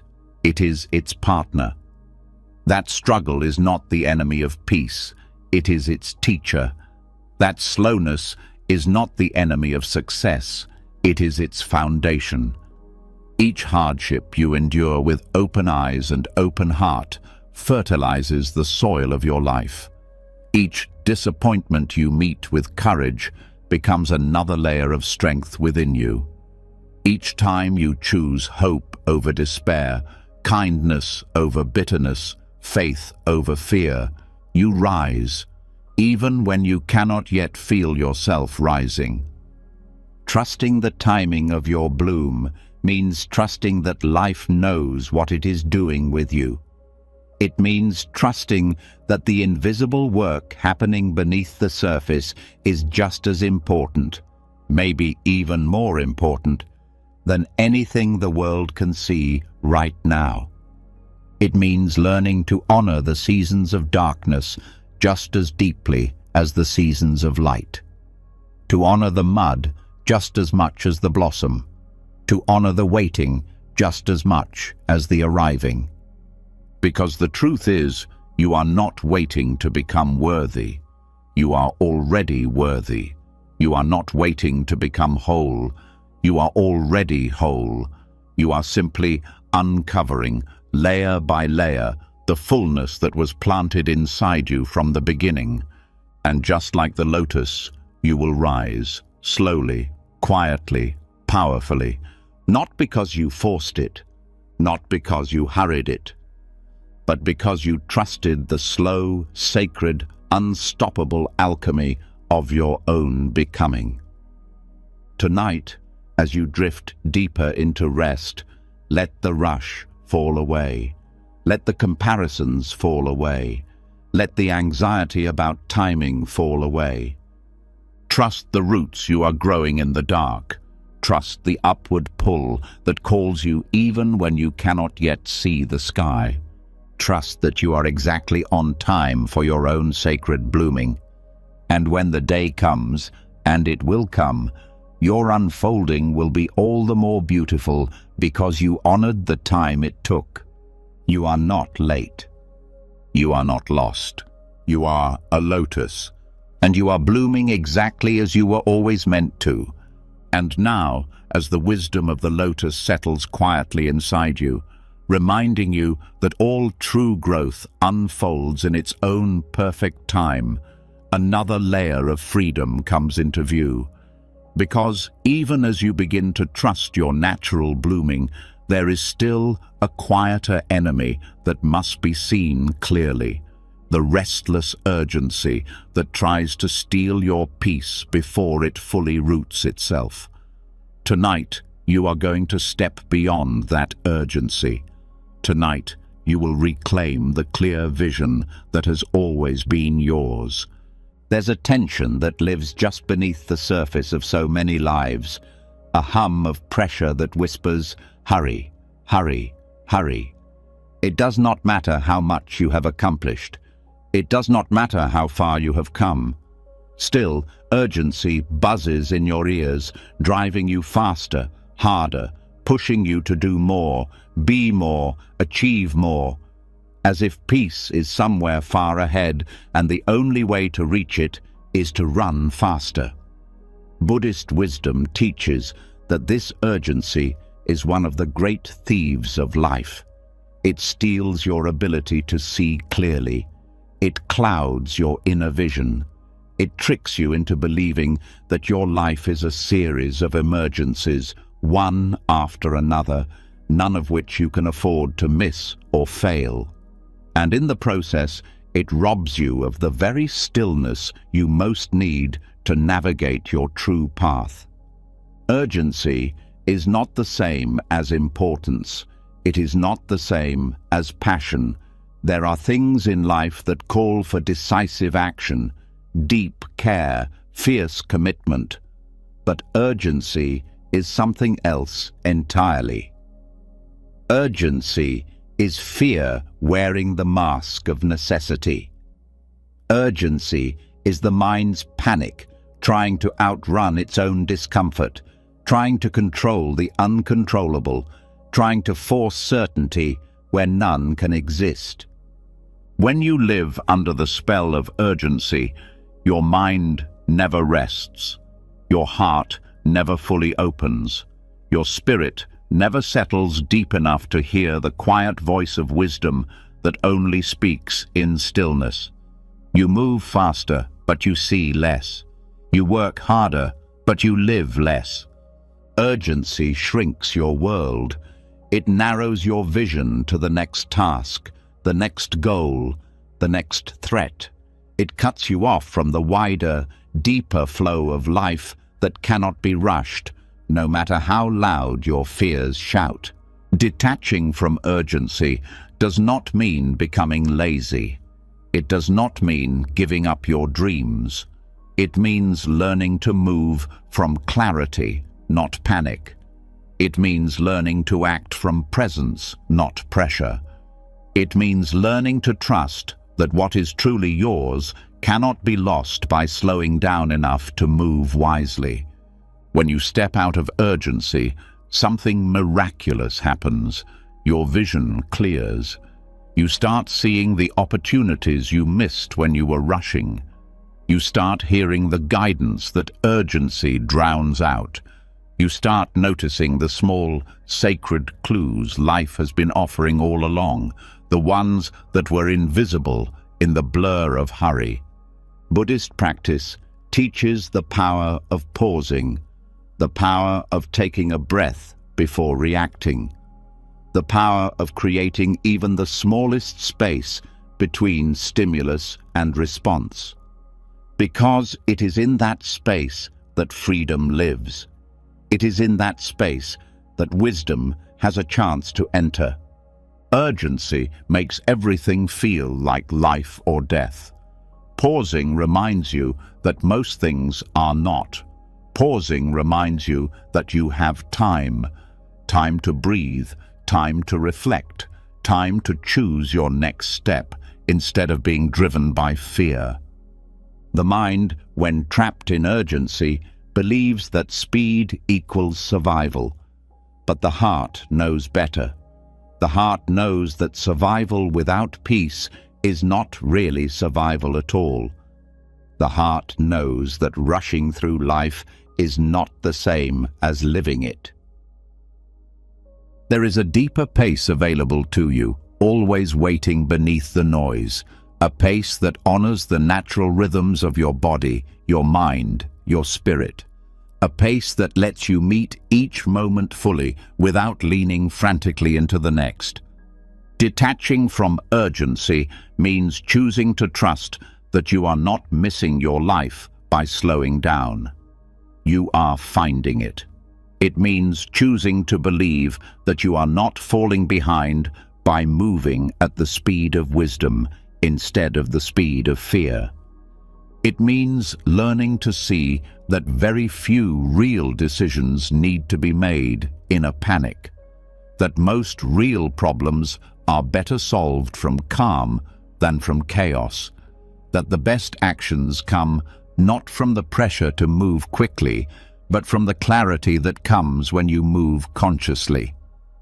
Urgency is a habit reinforced by culture, by fear, by the aching desire to be safe, to be certain, to be in control.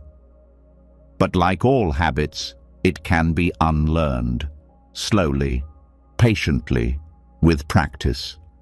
Each time you feel the surge of hurry rising in you, you have a choice. You can ride it blindly, letting it sweep you into reflexive action. Or you can pause. You can take one deep breath.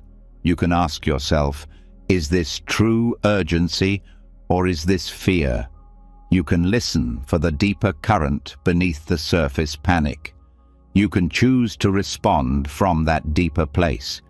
This choice, made again and again, rewires your entire being. It teaches your nervous system that you are safe even when you are not rushing. It teaches your mind that you are capable even when you are not frantically problem-solving. It teaches your heart that it is trustworthy even when the future is uncertain. The more you practice stepping out of urgency, the more life opens to you. You notice that you make better decisions when you are calm. You notice that you enjoy your work more when you are not racing through it. You notice that your relationships deepen when you are fully present instead of half distracted by the next thing. You start to see that urgency was never a measure of importance. It was only a measure of fear. And once the fear loosens, you are free to move not faster, but truer. There is a quiet joy that rises when you move this way, a joy that comes not from achieving more, but from being fully alive in what you are already doing. A joy that is not contingent on outcomes, but born from the quality of your presence. Buddhist teachers often speak of the rush to nowhere, the tragic comedy of spending a lifetime hurrying toward a destination that turns out to have been right here all along. Detaching from urgency means refusing to live that tragedy. It means waking up now, here, inside your real life.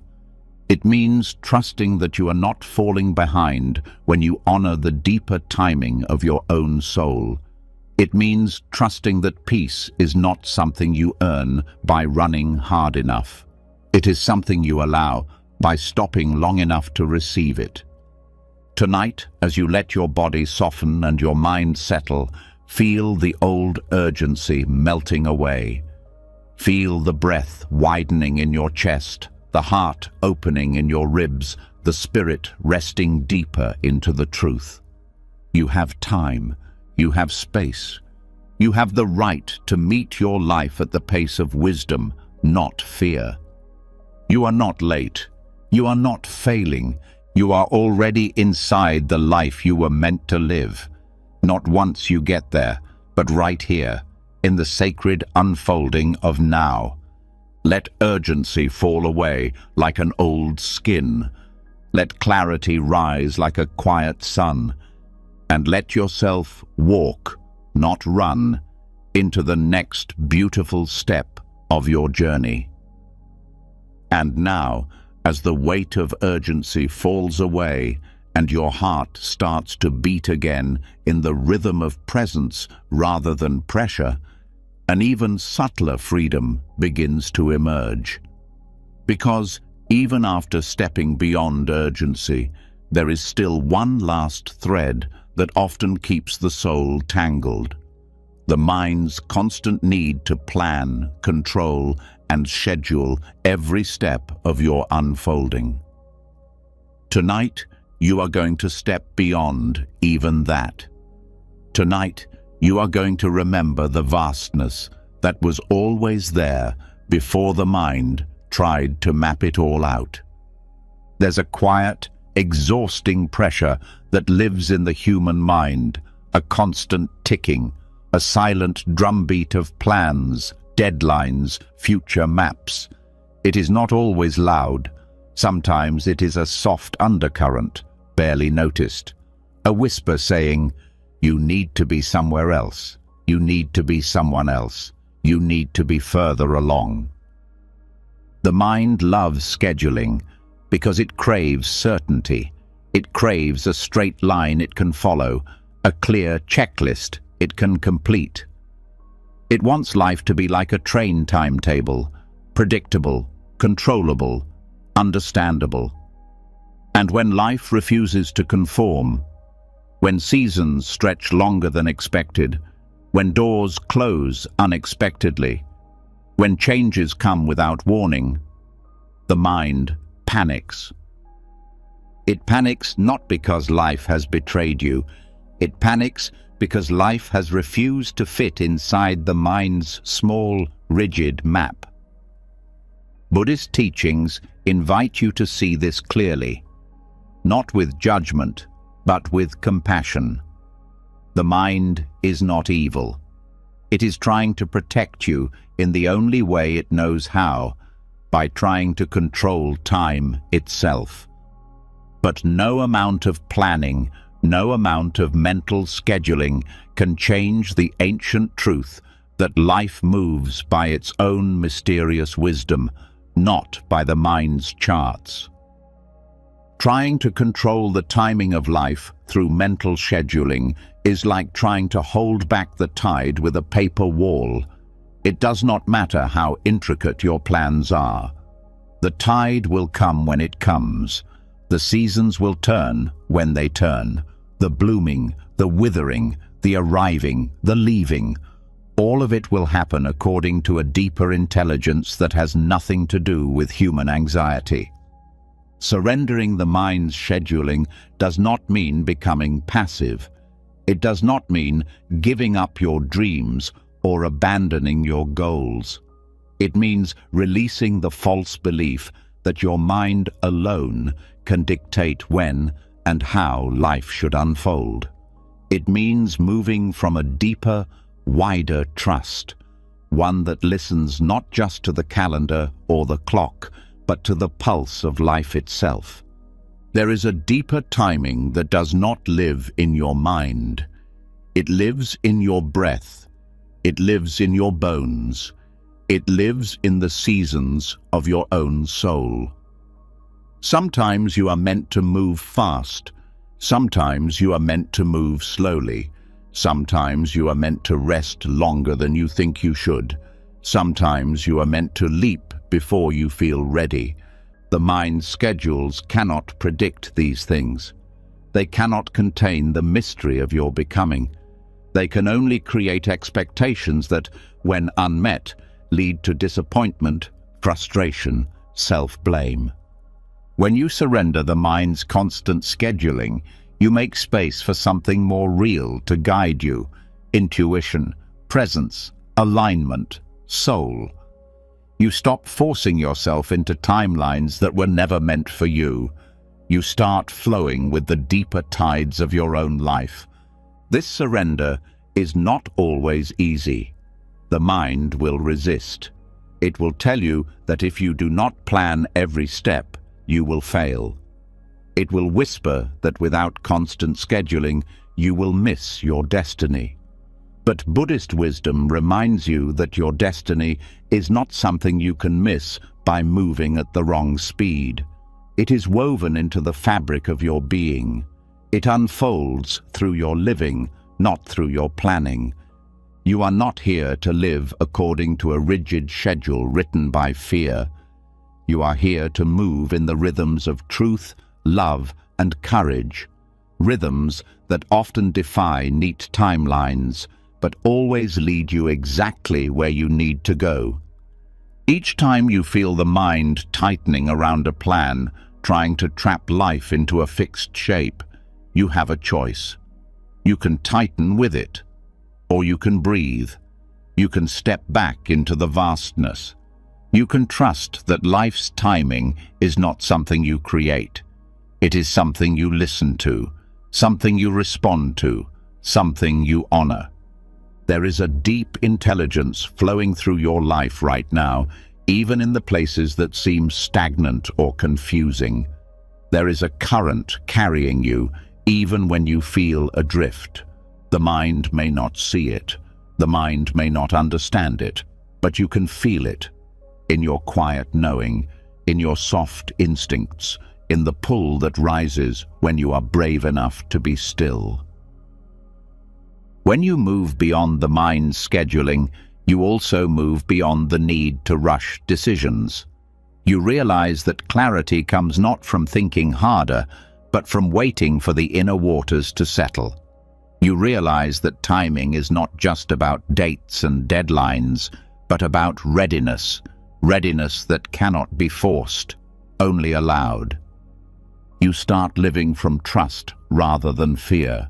You start acting not because you are desperate to stay on schedule, but because something real has ripened within you, something you can feel, something you can follow without needing to explain it to the mind's endless questioning. This way of living brings a different kind of success. A success measured not by how many goals you checked off, but by how fully you inhabited each step.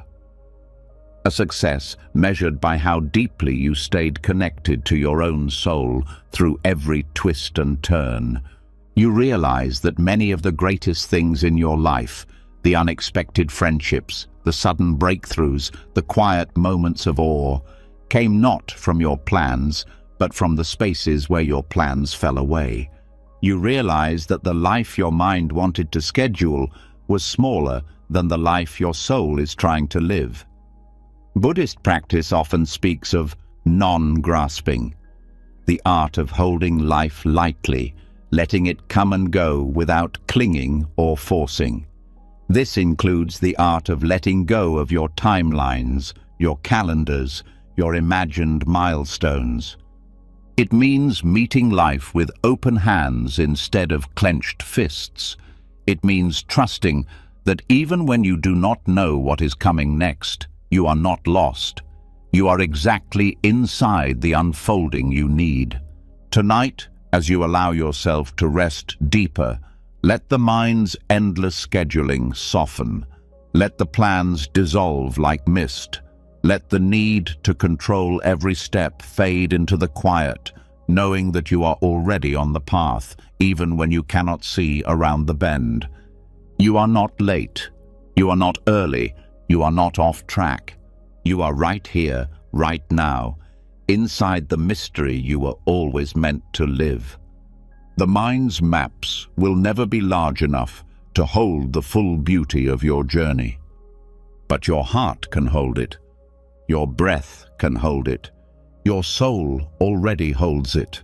Trust that. Move from that, and let life surprise you with the gifts it has been carrying toward you all along. And now, as you begin to feel the freedom of moving beyond the mind's endless scheduling, something even gentler begins to call you. A different rhythm, a deeper pace, one that asks nothing of you but your willingness to trust and be present. Tonight, you are going to enter that sacred space. Tonight, you will remember that not only is rushing unnecessary, but the very act of slowing down is a doorway into wisdom itself. There's a tenderness that rises when you stop trying to force life into a faster bloom, a softness that comes when you realize you were never meant to drag yourself forward with clenched teeth and tight fists. Sacred slowness is not laziness. It is not stagnation. It is the natural rhythm of things that truly last, truly matter, truly heal. Buddhist wisdom teaches that true growth, true wisdom, true love all move at the speed of life, not the speed of human expectation. The tree does not rush its roots deeper. The ocean does not rush its tides. The stars do not hurry across the sky, and neither must you.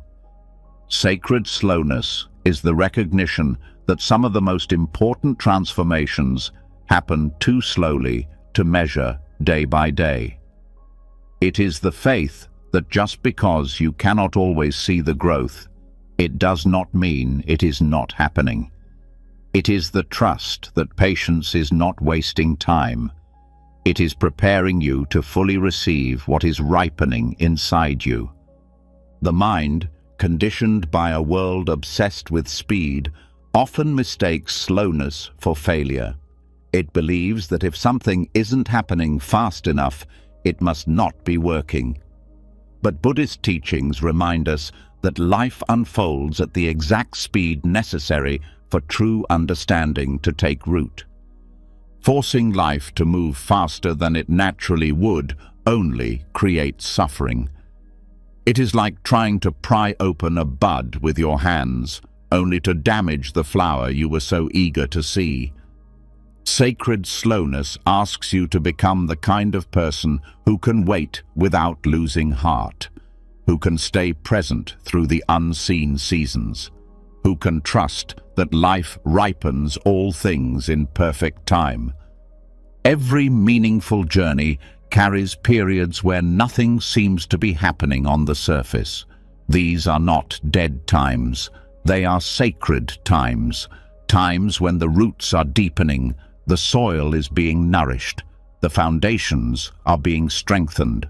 Without these hidden seasons, there would be no stability when the growth finally bursts into view. Sacred slowness teaches you to honor the space between where you are and where you long to be. To live fully in the in-between, not as a punishment, but as a gift. To see that your becoming is not only happening at the destination, it is happening now, in the waiting, in the trusting, in the quiet work of being faithful to your own unfolding. There is a kind of beauty that only slowness can reveal. The beauty of noticing the smallest changes, the beauty of savoring each step instead of rushing past it. The beauty of realizing that you are already living inside the miracle you were once rushing toward. In the practice of mindfulness, slowness is a gateway to depth. It is through slowing down that you begin to actually taste your food, hear the nuances in a loved one's voice, feel the texture of the moment brushing against your skin. It is through slowness that you begin to inhabit your own life, rather than merely passing through it on the way to somewhere else. Sacred slowness also invites you to meet your own heart with greater compassion, to understand that healing, forgiveness, understanding, all these things unfold layer by layer, not by command, but by quiet consent. They cannot be forced by willpower. They can only be invited by gentleness, nurtured by patience, honored with time. There is a kind of strength that grows when you no longer demand instant results from yourself. A strength rooted not in the frantic energy of achievement, but in the quiet, steady power of perseverance. A strength that knows how to stay soft without collapsing, how to stay open without needing to control.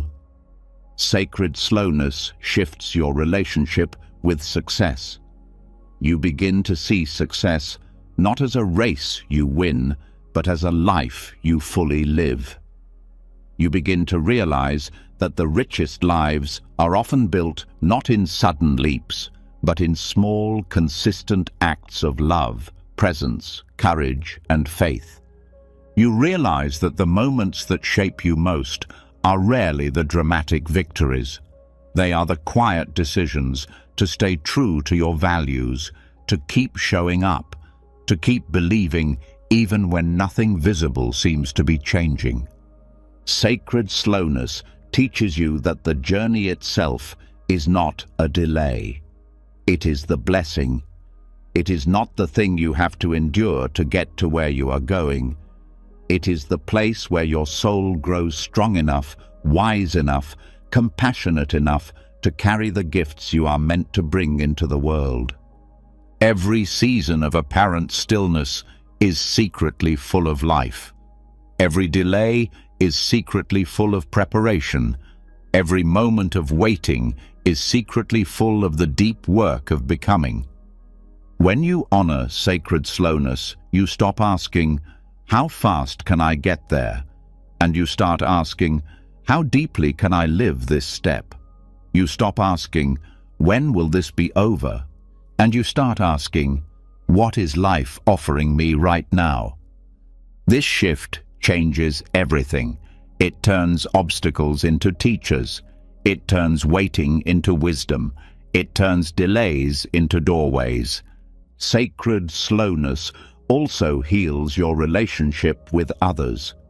You begin to give them the space to grow at their own pace, without judgment, without pressure.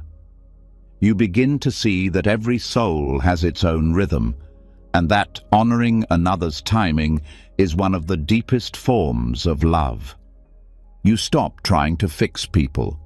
You stop trying to rush their journeys. You become the kind of presence that trusts their unfolding as deeply as you are learning to trust your own. And in that trust, relationships deepen. Love strengthens. Compassion expands. Because no one feels truly loved when they are being hurried.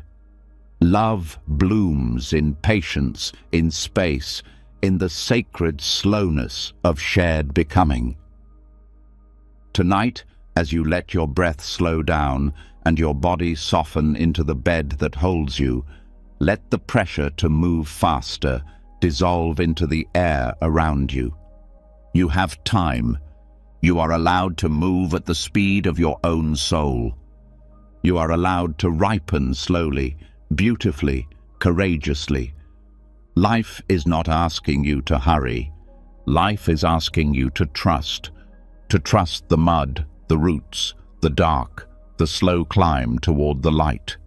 And when you do, you will find that you have not been falling behind at all. You have been right on time for a becoming so beautiful, so sacred, so real. It could only bloom in slowness. You are not late. You are not lost. You are not failing. You are ripening. And life, in its infinite patience, is ripening with you. And now, as you begin to feel the power of moving with life's sacred slowness instead of forcing it, there is another layer waiting to be uncovered. A quieter wisdom, a softer but even deeper truth. Because sometimes even slowness is not enough. Sometimes life invites you into something even more radical, a time of complete stillness, a phase where no action is needed, no movement is asked for, no visible progress can be made. Tonight, you are going to enter that rare space. Tonight, you will learn how silence can sometimes speak louder than action. There's an uneasiness that rises when everything inside you tells you to act, but life gives no clear direction. A restless voice that says, do something, fix it, move it forward, make it happen. It feels unnatural to sit still when the world worships action. It feels wrong to be silent when the mind equates silence with failure. But Buddhist teachings offer a different way of seeing, a way that honors the wisdom of the non-doing phases. Life is not always asking for action. Sometimes it is asking for stillness. Sometimes it is not a season for building or achieving or pushing ahead. It is a season for listening, for resting, for allowing something deeper than your own willpower to move you when the time is right. When you honor these non-doing phases, you step into alignment with a deeper current. You stop struggling against the natural pauses built into every journey. You stop making yourself wrong for needing rest, needing space, needing time to simply be. The mind often cannot understand this. The mind craves constant evidence of progress. It wants to see movement, results, clear signs that something is happening. But much of the real growth in your life happens quietly, invisibly, without any outward signs. The tree does not grow taller every day. Some days, all the energy is drawn inward, strengthening the roots. Some seasons, the branches are bare, not because the tree is dead, but because it is gathering itself for the next great bloom. You are no different. There are times in your life when no matter how much effort you make, the soil will not produce, the doors will not open, the tides will not rise. It is not because you are cursed, it is not because you are lazy, it is not because you are doing life wrong, it is because you are in a non-doing phase. A phase where silence is the teacher, a phase where stillness is the medicine. Buddhism teaches that clinging, even to action, even to progress, is a cause of suffering. Letting go means trusting that your value is not dependent on your productivity. Letting go means trusting that sometimes doing nothing on the outside is exactly what is needed to allow the deeper movements to happen inside. Non-doing is not the same as avoidance.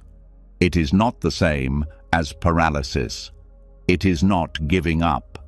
It is a conscious, courageous choice to wait without rushing, to be still without self-punishment, to honor the unseen seasons of your soul with as much reverence as you honor the busy seasons.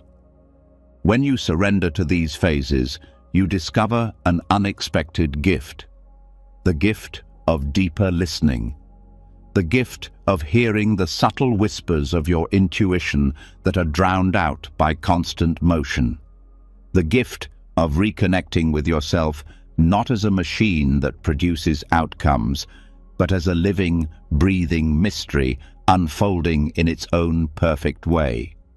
You realize that silence has its own language, that stillness has its own wisdom, that sometimes what you most need to know, most need to understand, most need to become, can only be found when you stop doing and start being. There is a trust required here that goes beyond the trust needed for slowness. It is the trust that you are not losing your way by standing still. It is the trust that life knows how to carry you forward when it is time, and that no amount of panic or pushing can make the seasons change before their hour. When you live this way, you start to see non-doing not as a waste of time, but as sacred time.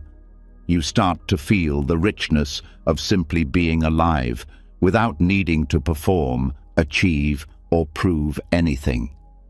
You start to notice the small things, the breath rising and falling, the light shifting on the wall, the quiet pulsing of life around you, things that are invisible when you are moving too fast, too loudly, too urgently. You start to see that some of the most important shifts in your soul happen when you appear to be doing nothing at all. In Buddhist practice, there is great reverence for the stillness between actions, the space between breaths, the silence between sounds. Because it is in those spaces that true insight can arise. It is in those spaces that life speaks most clearly, most gently, most truly. When you stop fearing silence, you start hearing the music inside it. When you stop fearing stillness, you start feeling the pulse of life that never stops flowing, even when you do not move. You begin to understand that action without alignment is emptiness, that movement without clarity is noise, that sometimes the greatest wisdom is not found in doing more, but in pausing long enough to see what truly needs to be done and what can be released. You realize that the world's constant demand for action is not a call to truth. It is a call to exhaustion. It is a call to forgetfulness. It is a call to live at the surface rather than diving into the depths. But you were not born for exhaustion. You were not born for forgetfulness. You were not born to live only at the surface. You were born for depth. You were born for wisdom. You were born for the quiet courage of honoring all the seasons of your life, the doing and the non-doing alike. Tonight, as you allow yourself to settle even deeper into rest, let go of the pressure to act. Let go of the pressure to solve everything, fix everything, move everything forward. Allow yourself to be held by the silence.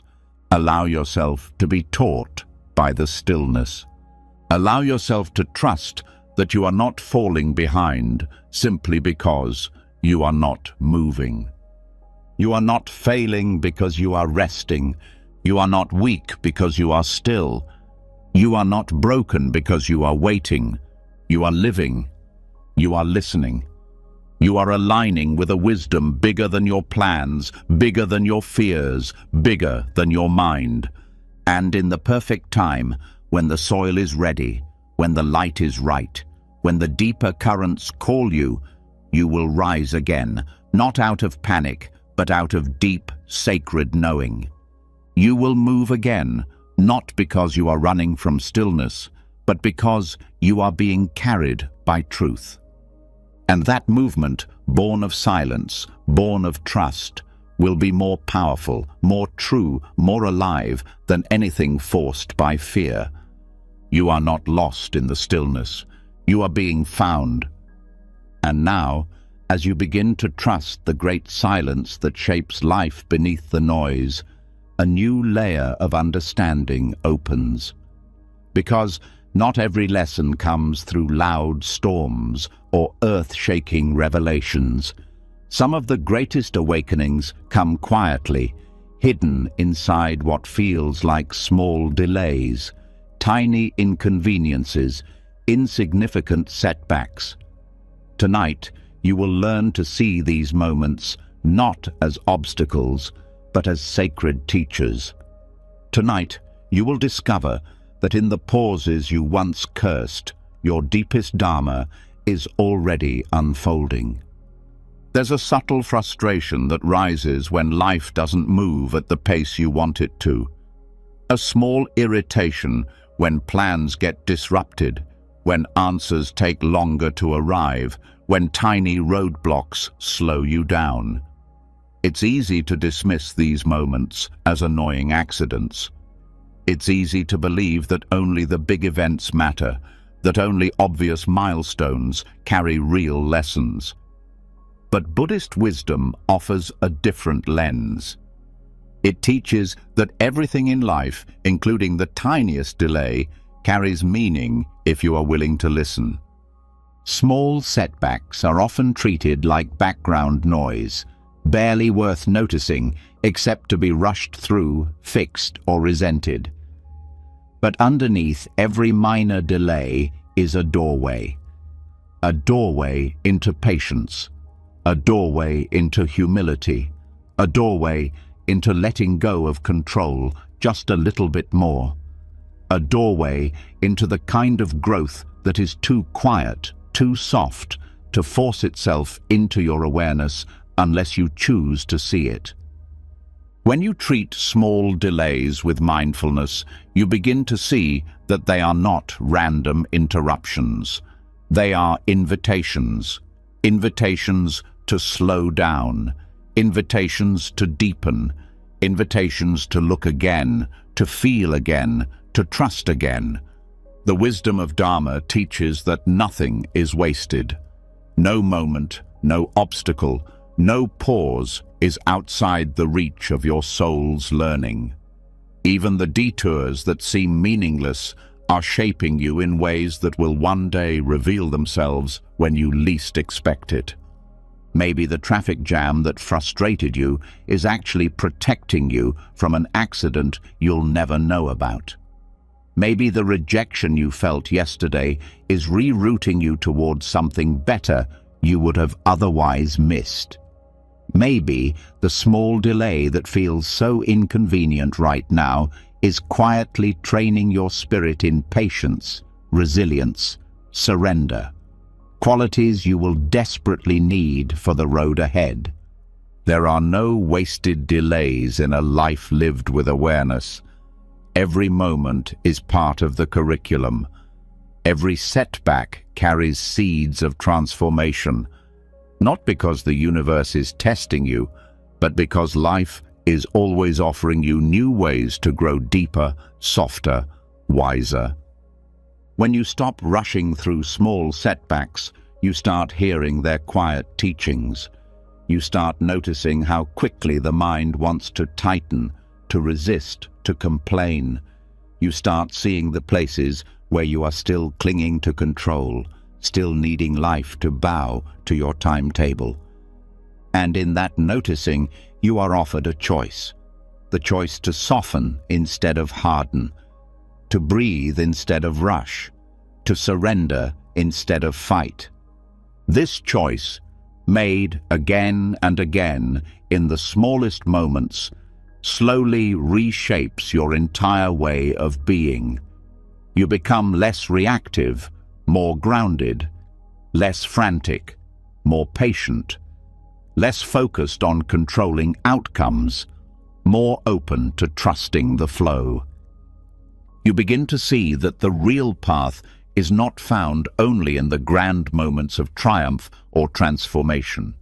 It is woven through the 1,000 small choices you make every day. The choice to stay kind when plans fall apart. The choice to stay curious when things don't go your way. The choice to meet inconvenience with grace instead of anger. These small choices build a kind of invisible strength, a kind of quiet mastery, a kind of inner richness that no external success can replace.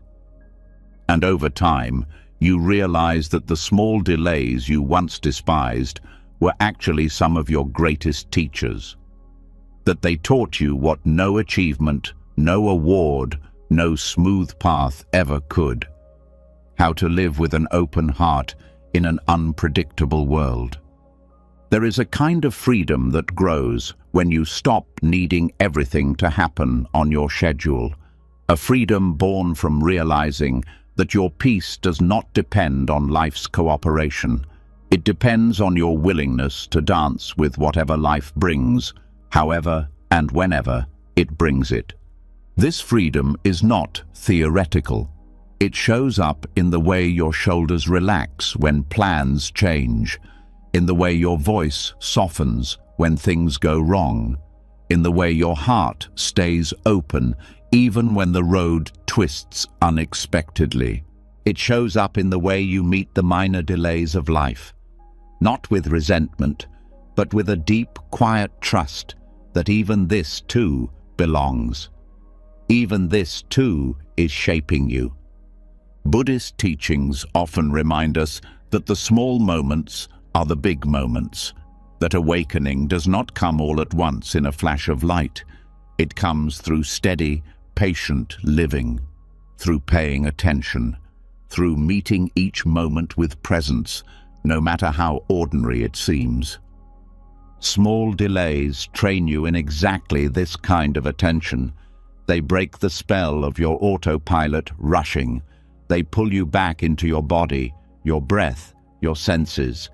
They remind you that life is not happening later when everything goes smoothly. Life is happening now, even in the unexpected detours. Each time you accept a delay without hardening your heart, you polish the mirror of your soul. Each time you stay soft in the face of frustration, you deepen your capacity for love. Each time you choose trust over panic, you anchor yourself more firmly in the timeless rhythms of being. Over time, this way of living transforms you. You become someone who is not easily thrown by life's twists. Someone who can find beauty in broken plans. Someone who can find peace in unfinished journeys. You stop measuring your days by how efficiently they unfold.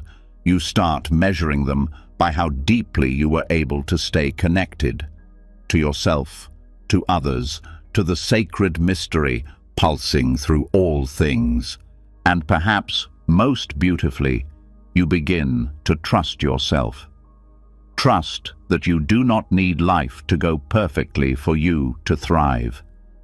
Trust that you can meet whatever comes with grace. Trust that you can be faithful to your own unfolding, even when the path is unclear.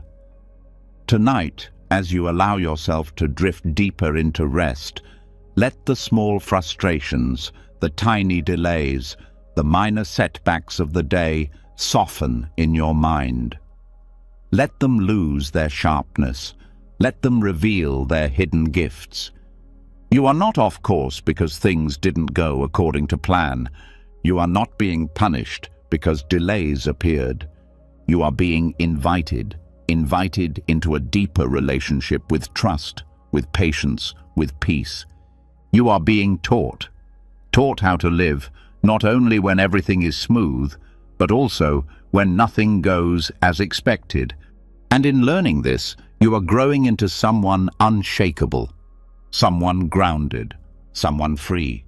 Because in the end, the real path was never about avoiding delays. It was about becoming the kind of soul who can see the sacred hidden within them. You are not stuck. You are not failing. You are ripening, one sacred, surprising, beautiful moment at a time. And now, as you begin to see the sacred gifts hidden even inside life's smallest delays, there's one more shadow to turn toward. A quieter fear that sneaks in just when peace begins to settle. A voice that says, "What if I'm missing something better? What if there's something out there I should be chasing?" Tonight, you will shine a gentle light on that voice. Tonight, you will see clearly that what you fear you are missing was never more precious than what you already hold. There's a restlessness that stirs when the mind believes happiness is happening somewhere else. A tug in the heart that says, "Over there, not here. Later, not now. Somewhere else, with someone else, doing something else." That's where real life is. This restless longing, known today as FOMO, has become a silent epidemic. But Buddhist wisdom knew it long before it had a name. It recognized this craving for what it is, a mirage that drains the soul. The fear of missing out is rooted in a fundamental misunderstanding. The belief that fulfillment is something fragile and external, easily lost if you are not always moving, always chasing, always grabbing at every opportunity. It tells you that every choice closes 100 other doors. It whispers that your peace is fragile, that your joy is conditional, that your life is only meaningful if you are everywhere, doing everything all at once. But the truth is far gentler, far freer. The truth is that what is meant for you cannot be missed. The truth is that no matter how many paths you do not take, the right lessons, the right blessings, the right unfoldings will always find you, not through frantic chasing, but through presence, through being deeply rooted where you are. When you live under the spell of FOMO, you are never fully alive in your own life. Part of you is always somewhere else, second-guessing your choices, measuring your moments against imagined possibilities. You can be sitting in a beautiful room with people who love you and still feel anxious about a party you're not at, a trip you're not taking, an opportunity you might be missing. This restlessness is not your fault. It is the natural result of a culture that worships endless options, endless updates, endless comparison. A culture that teaches you to measure your life not by depth, but by breadth, not by the richness of your roots, but by the number of branches you can grab at once. Buddhism offers a healing counter-teaching. It reminds you that depth is greater than breadth, that presence is greater than possibility, that being fully where you are is infinitely more powerful than worrying about where else you could be. When you understand this, you begin to loosen the grip of FOMO. You begin to realize that no experience is inherently better than another, that the magic of life is not stored in external events, but in the quality of awareness you bring to them. That a simple conversation held with full attention can be more transformative than 1,000 glamorous adventures lived half-present.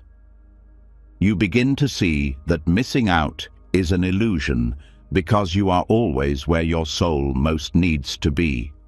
Even when it feels boring, even when it feels ordinary, even when it feels like life is happening somewhere else. Because life is not something happening to other people while you watch. Life is happening in your breath, in your gaze, in your touch, in your simple, unglamorous, irreplaceable existence right now. Each moment you fully inhabit is a victory over the lie of FOMO. Each time you choose to be here, not fantasizing about there, you reclaim your life from the hunger that would otherwise devour it. The practice of mindfulness, paying full attention to the present moment, is the antidote to FOMO. Because when you are truly present, nothing feels missing. When you are truly present, life feels whole, even if it is quiet, even if it is simple. Mindfulness trains the mind to stop chasing the next thing, the next high, the next validation. It teaches you to find richness in the sound of the rain outside your window, in the weight of your body resting on the bed, in the breath that rises and falls without your effort. It shows you that you do not need to be somewhere else to feel alive. You only need to be more deeply here. When you release FOMO, you also release the burden of needing to maximize every experience, needing to optimize every opportunity. You stop seeing life as a series of transactions. Was this worth it? Could I have chosen better? And you start seeing it as a living, breathing mystery, unfolding perfectly at its own pace. You start trusting that even the quieter seasons of your life, the seasons without big events or flashy milestones, are not wasted time. They are necessary time. They are the spaces where your roots grow deeper, your soul grows wiser, your heart grows stronger. You stop needing every moment to be exciting, to believe it is sacred. You stop needing every experience to be extraordinary, to believe it is meaningful. You begin to understand that life's depth is not measured by how much you accumulate, but by how deeply you engage with whatever is already before you. And, in this way, the very moments you once feared were less. The quiet evenings, the missed parties, the ordinary days become your greatest treasures, because they were the places where you finally learned to be fully alive. When you choose presence over chasing, something remarkable happens. The ache of missing out begins to dissolve. The restless hunger softens. You no longer feel torn between 1,000 lives you are not living.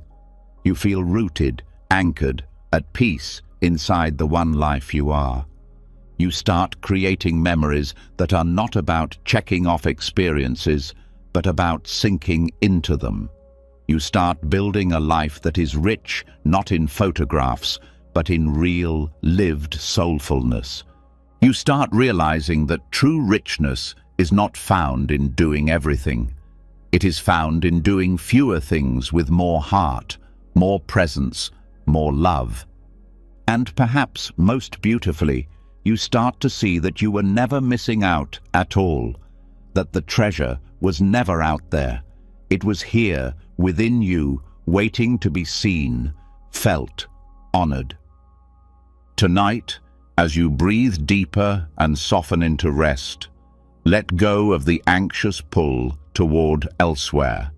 Let go of the fantasy that the best parts of life are happening beyond your reach. You are not behind. You are not missing your life. You are living it, beautifully, imperfectly, fully, even in this quiet moment. Trust that what is meant for you cannot pass you by. Trust that your soul's journey is unfolding perfectly, even if you cannot yet see all the turns. Trust that your deepest joy will come not from chasing life, but from embracing it, one simple, sacred breath at a time. You are not missing anything. You are arriving right here, right now, exactly where you are meant to be. And now, as the hunger to be everywhere and have everything slowly dissolves into the peace of being exactly where you are, there is another deeper truth ready to unfold. Because even when you let go of chasing, even when you settle into presence, life sometimes does something even more radical. It halts. It brings everything to a standstill, and in those moments, it can feel like you are stuck. But tonight, you are going to see the hidden mercy inside these pauses. Tonight, you will understand why sometimes life has to slow everything down so your soul can finally catch up. There's a fear that creeps in when momentum stops, a quiet panic that says, "Nothing is moving. I must be doing something wrong. I must have lost my way." It is easy to believe that forward motion is proof of progress. It is easy to believe that stillness is failure. But Buddhist wisdom invites you to see it differently, to see that the pauses are not punishments, they are part of the rhythm of becoming. When life halts, it is not because you have fallen out of favor, it is not because you have been forgotten, it is because something inside you needs time to settle, to realign, to deepen before the next steps can be taken. It is because there are parts of you, tired parts, lost parts, broken parts, that need space to breathe and mend before you can carry the weight of what comes next. Growth is not always a straight line. Sometimes it is a spiral. Sometimes it is a still pool gathering strength before it overflows into movement again. Sometimes it is a sacred pause where everything that matters most is happening out of sight. When you resist these pauses, you miss their gifts. You stay trapped in the mind's belief that movement is always better than stillness. You stay trapped in anxiety, measuring your worth by how busy you are, how visible your progress appears. But when you trust the pauses, you enter into a deeper relationship with life. You learn to rest inside the spaces where nothing seems to be happening. You learn to listen for the quiet voices within you that only speak when the noise of ambition fades away. These pauses are sacred because they invite you back into yourself. They give you a chance to see the places where you have been moving too fast to heal. They give you a chance to recognize the small, beautiful changes unfolding beneath the surface. They give you a chance to become ready, not in the mind's sense of readiness, but in the soul's. In Buddhist practice, there is a deep respect for the fertile void, the space between death and rebirth, between ending and beginning, between letting go and receiving. These spaces are not empty. They are pregnant with transformation. They are rich with unseen shifts. They are the soil in which your next season is already being planted. When life halts you, it is often because something inside you needs to be gathered back together. Pieces that have been scattered by busyness, by striving, by the constant reaching for the next thing. When you are forced to stop, you are given the chance to call those pieces home, to rest, to integrate, to heal. There is a kind of wisdom that can only arise in the pause, a kind of self-knowledge that cannot be found when you are moving too quickly. It is in the silence that you hear the truths you were too busy to face. It is in the stillness that you remember what really matters, what really lasts, what is truly worth your precious, finite energy. Trusting the pause means trusting that life knows when you are ready for the next chapter better than your mind does. It means trusting that no opportunity meant for you will pass you by just because you are resting. It means trusting that your soul's unfolding cannot be rushed, and that real readiness cannot be faked. You are not being left behind in the pause. You are being invited deeper. You are being given a chance to root down before you rise up again. You are being given a chance to shed the layers that no longer fit. You are being given a chance to rediscover yourself outside of all the striving, outside of all the doing, outside of all the needing to prove. This kind of trust is not easy. It asks you to sit with discomfort. It asks you to hold space for uncertainty. It asks you to find peace without guarantees, without visible progress, without external validation. But it also offers you something priceless in return: the deep, steady knowing that your worth was never tied to your speed, that your value was never dependent on your productivity, that your place in the great unfolding of life is secure, even when you are standing still. When you embrace the pause, you stop trying to manufacture growth. You start allowing it. You stop trying to muscle your way into transformation. You start trusting that life is doing its work within you, even when you cannot see or measure it. You start noticing the small ways your soul is mending, the subtle shifts in your thoughts, the softening of your judgments, the deepening of your compassion for yourself and others. You start honoring the truth that some seasons are for planting, some are for tending, and some are simply for resting. You start realizing that pausing is not an interruption of your journey. It is part of the journey, a necessary, sacred part. Each breath you take inside the pause is a prayer of trust.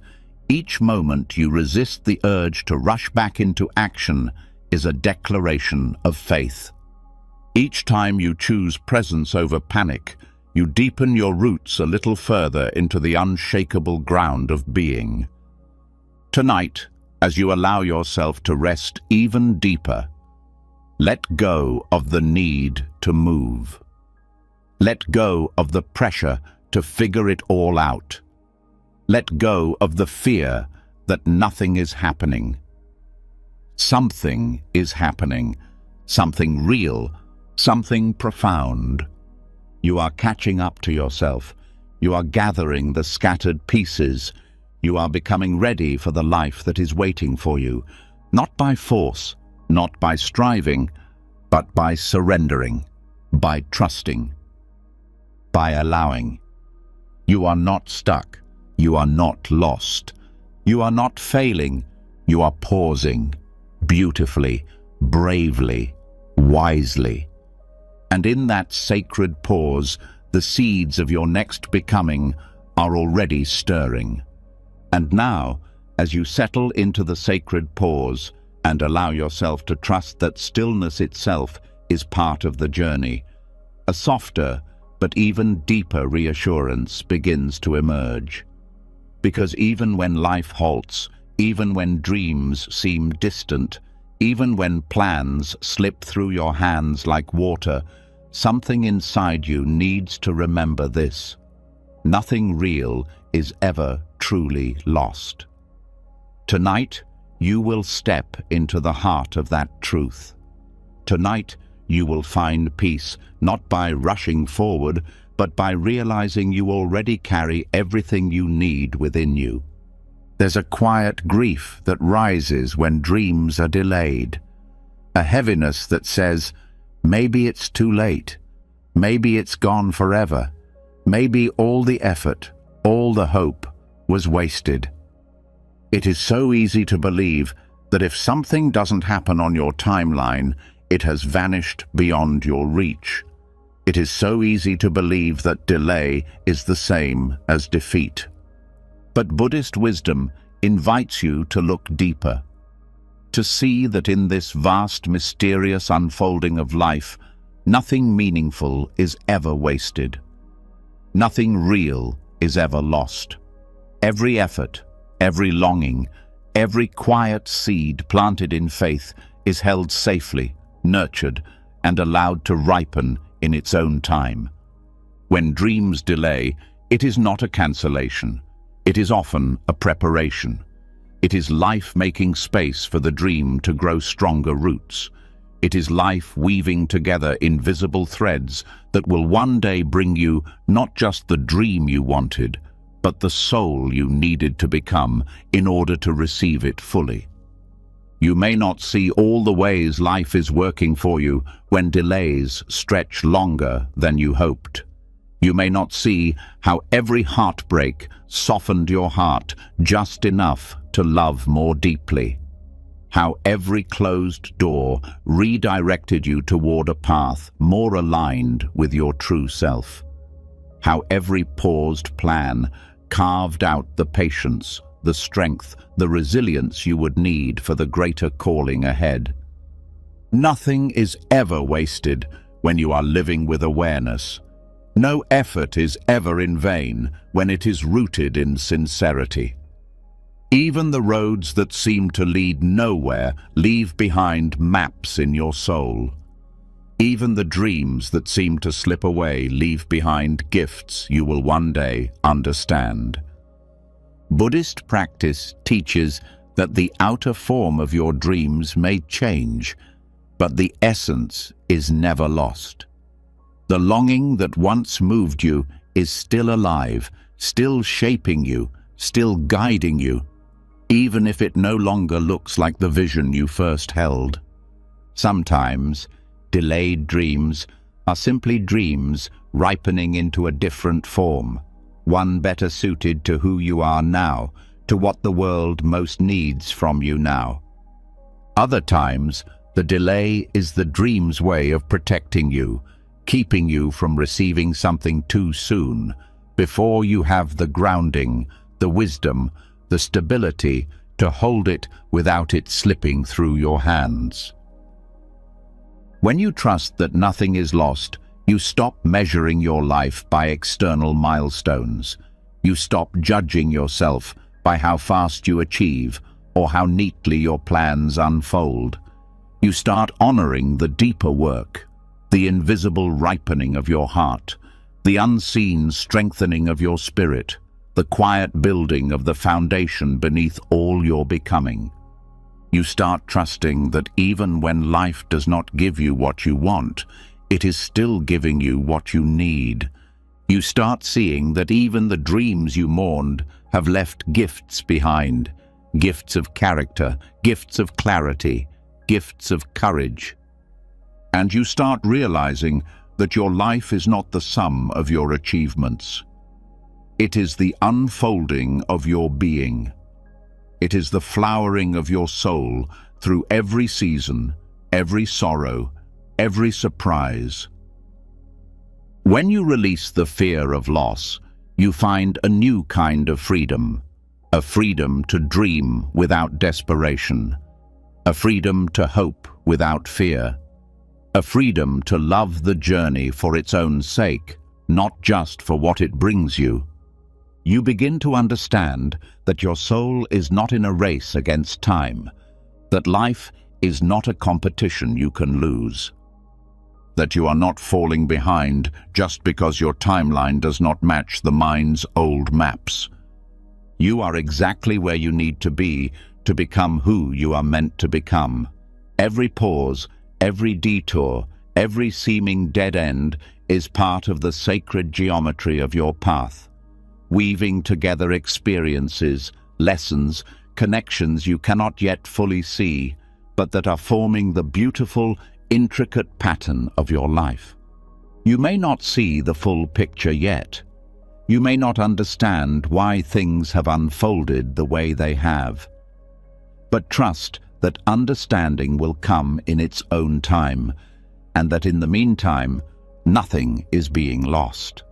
Not the time you spent waiting, not the dreams that seemed to slip away, not the love you gave that was not returned. It all remains part of your story. It all remains part of your offering. It all remains part of your unfolding. Buddhist wisdom teaches that everything that arises leaves an imprint. Every kindness shapes the field of your life. Every intention shapes the ripples moving outward into the world. Even when dreams delay, the energy you poured into them is never wasted. It lives on, sometimes transforming into something new, sometimes circling back to you in unexpected ways, sometimes preparing the ground for dreams even greater than the ones you imagined. You are never starting from scratch. You are always building on sacred ground. You are never moving backward.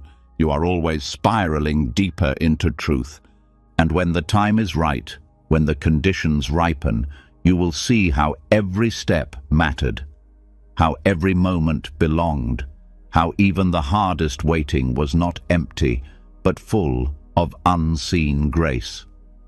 Tonight, as you let yourself breathe into the stillness, let the old stories of loss fall away. Let the grief that says, "It's too late," loosen its hold. Let the sorrow that says, "It was all for nothing," dissolve into the quiet truth rising inside you. Nothing is lost. Nothing real ever slips away. Nothing done with love, with sincerity, with hope is ever wasted. You are not behind. You are not broken. You are not forgotten. You are unfolding in sacred time. You are growing in sacred soil. You are living a sacred story. Trust it. Honor it. Stay with it. Because even now, even here, even in the delays and detours, your dreams, the ones rooted in truth, the ones aligned with your deepest self, are still alive, still ripening, still moving toward you, and you are moving toward them.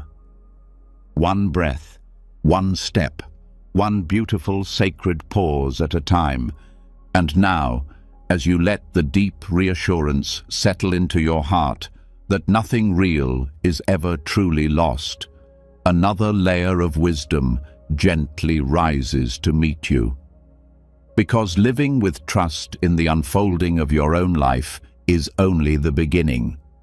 True mastery comes when you learn to bring that same trust to your actions toward others.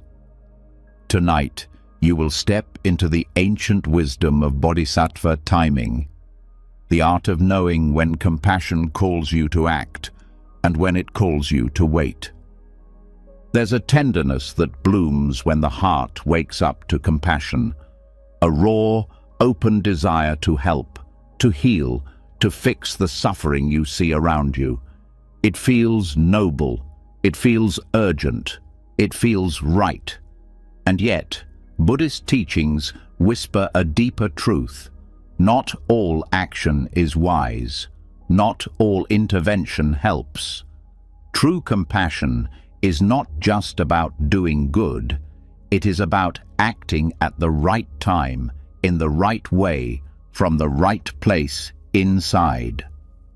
The Bodhisattva, the being committed to awakening for the benefit of all, is not driven by panic. The Bodhisattva does not rush to fix everything at once. They listen first. They feel first. They wait for the moment when action will truly serve, not merely soothe their own discomfort. This kind of timing is not taught by the world. The world teaches urgency. The world says, if you see a problem, act now, fix it now, solve it now. But Buddhist wisdom teaches that timing is part of wisdom.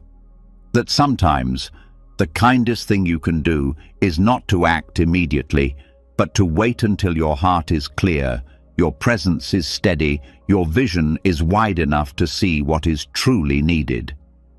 Acting from urgency often looks helpful on the surface. It looks like love, but underneath it is often fear. Fear of feeling helpless, fear of witnessing suffering, fear of not being good enough unless you are constantly fixing.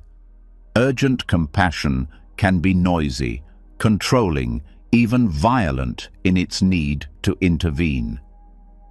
Bodhisattva compassion is different. It is quieter. It is humbler. It knows that rushing into action without understanding can sometimes cause more harm than good. It knows that true service requires patience, discernment, and the willingness to be uncomfortable without immediately trying to make it go away. Sometimes, the most compassionate thing you can do is simply to be present with someone's pain without trying to fix it. Sometimes, the deepest healing comes not from solving problems, but from sitting silently beside someone in their darkness, holding space for their own strength to awaken. Timing matters because true help is not about your need to give. It is about their readiness to receive. It is about meeting people where they are, not where you think they should be. It is about honoring their process, their pacing, their dignity. The Bodhisattva waits, not out of indifference, but out of reverence for the other's soul journey. They trust that each being has their own unfolding, their own sacred timing of awakening.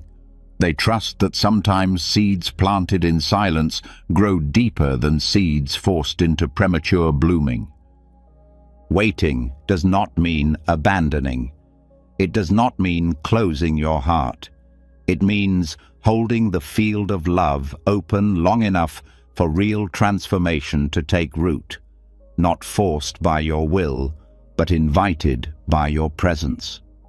There are times when action is needed, times when the call to help is clear and immediate. True bodhisattva timing is not passive. It is not an excuse for inaction. It is a living, breathing attentiveness to what each moment actually needs. Not what your mind thinks should happen, but what the heart knows is right. This kind of timing requires humility. It requires the courage to act when called, even when you are afraid. It also requires the courage to wait when waiting feels unbearable. It requires the willingness to be misunderstood, to look like you are doing nothing, while you are actually doing the most important thing of all, trusting the deeper intelligence at work in all things. When you live with bodhisattva timing, you stop measuring your worth by how much you fix. You start measuring it by how faithfully you stay present. You stop seeing yourself as the savior and start seeing yourself as a companion, a steady presence walking beside others on their journey, offering help when invited, offering silence when needed. You learn that compassion is not just about doing. It is about being the kind of presence that nourishes growth, even when no visible change is happening yet. About being the kind of love that does not demand results to stay faithful. You also learn to extend this same patience to yourself, to trust your own pauses, to honor your own slow awakenings, to stop forcing your own healing into timelines that do not match your soul's natural pace. Because sometimes the person you most need to show bodhisattva timing toward is yourself. Sometimes you need to act with fierce love on your own behalf. Sometimes you need to wait with tender patience for your own heart to open. Sometimes you need to recognize that your own unfolding cannot be rushed, cannot be forced, cannot be judged by the mind's harsh standards. When you live this way, compassion stops being a performance. It becomes a way of breathing, a way of seeing, a way of trusting that life is already moving every being toward awakening, and that your role is not to push, but to support, to witness, to love without conditions. There is a peace that comes when you surrender to bodhisattva timing, a peace born from knowing that you are neither the author nor the controller of other people's journeys. A peace born from trusting that your small acts of presence, your quiet prayers, your patient love, all of it matters, even when it is invisible, even when it seems like nothing is changing. Tonight, as you let yourself sink even deeper into rest, let go of the burden to fix everything. Let go of the pressure to always know exactly what to do. Let go of the fear that you must save the world through your effort alone. You are not here to force awakening. You are not here to rush healing. You are here to be a steady flame, a gentle river, a patient hand.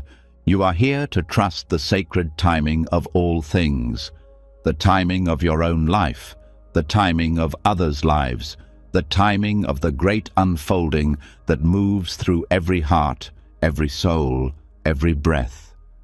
Trust when to act. Trust when to wait. Trust that both are forms of love. And in that trust, you will find a deeper strength, a deeper compassion, a deeper joy. Because when you live by bodhisattva timing, you are no longer fighting life's currents. You are flowing with them. And in that flow, you find not just peace for yourself, but healing for the world around you. And now, as your breath settles into a softer rhythm and the stillness of night wraps around you like a trusted companion, let the wisdom of everything you've heard tonight sink even deeper. You have walked through the sacred teachings of patience, trust, and surrender. You have remembered that waiting is not wasting, that delays are not defeats, that nothing true is ever lost. You have touched the ancient rhythm where life does not rush and where even the smallest setback carries the seeds of unseen miracles. You have learned that urgency is not strength, that presence is stronger than panic, that sacred slowness ripens what force would ruin. You have discovered that silence can be louder than action, that even when life pauses, your soul is still moving in ways you cannot yet see. You have remembered that your path is not a straight race toward some distant finish line.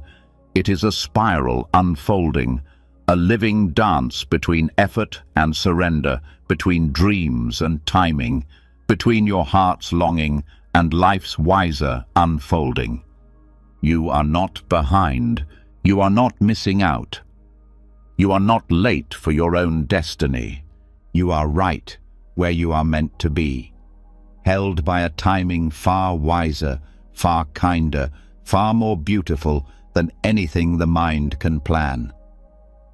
Tonight, let go of the struggle to rush ahead. Let go of the fear that life is leaving you behind. Trust the gentle clockwork of your soul. Trust that the seeds you have planted are alive beneath the surface.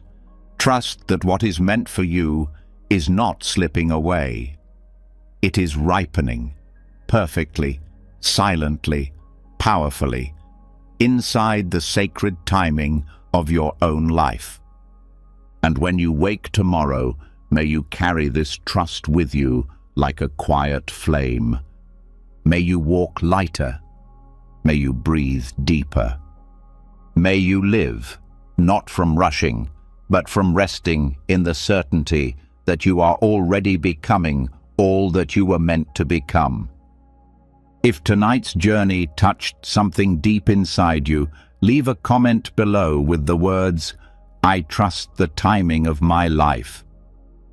Let it be a small but powerful commitment to your own unfolding. And if you want more teachings like these, the kind that hold you steady when the world pulls you in every direction, make sure you subscribe to the channel and tap the bell so you never miss a moment of this shared path toward deeper peace. Thank you for being here. Thank you for trusting this sacred journey. Until next time, keep walking gently, keep trusting fiercely, and remember, you are always exactly where you need to be.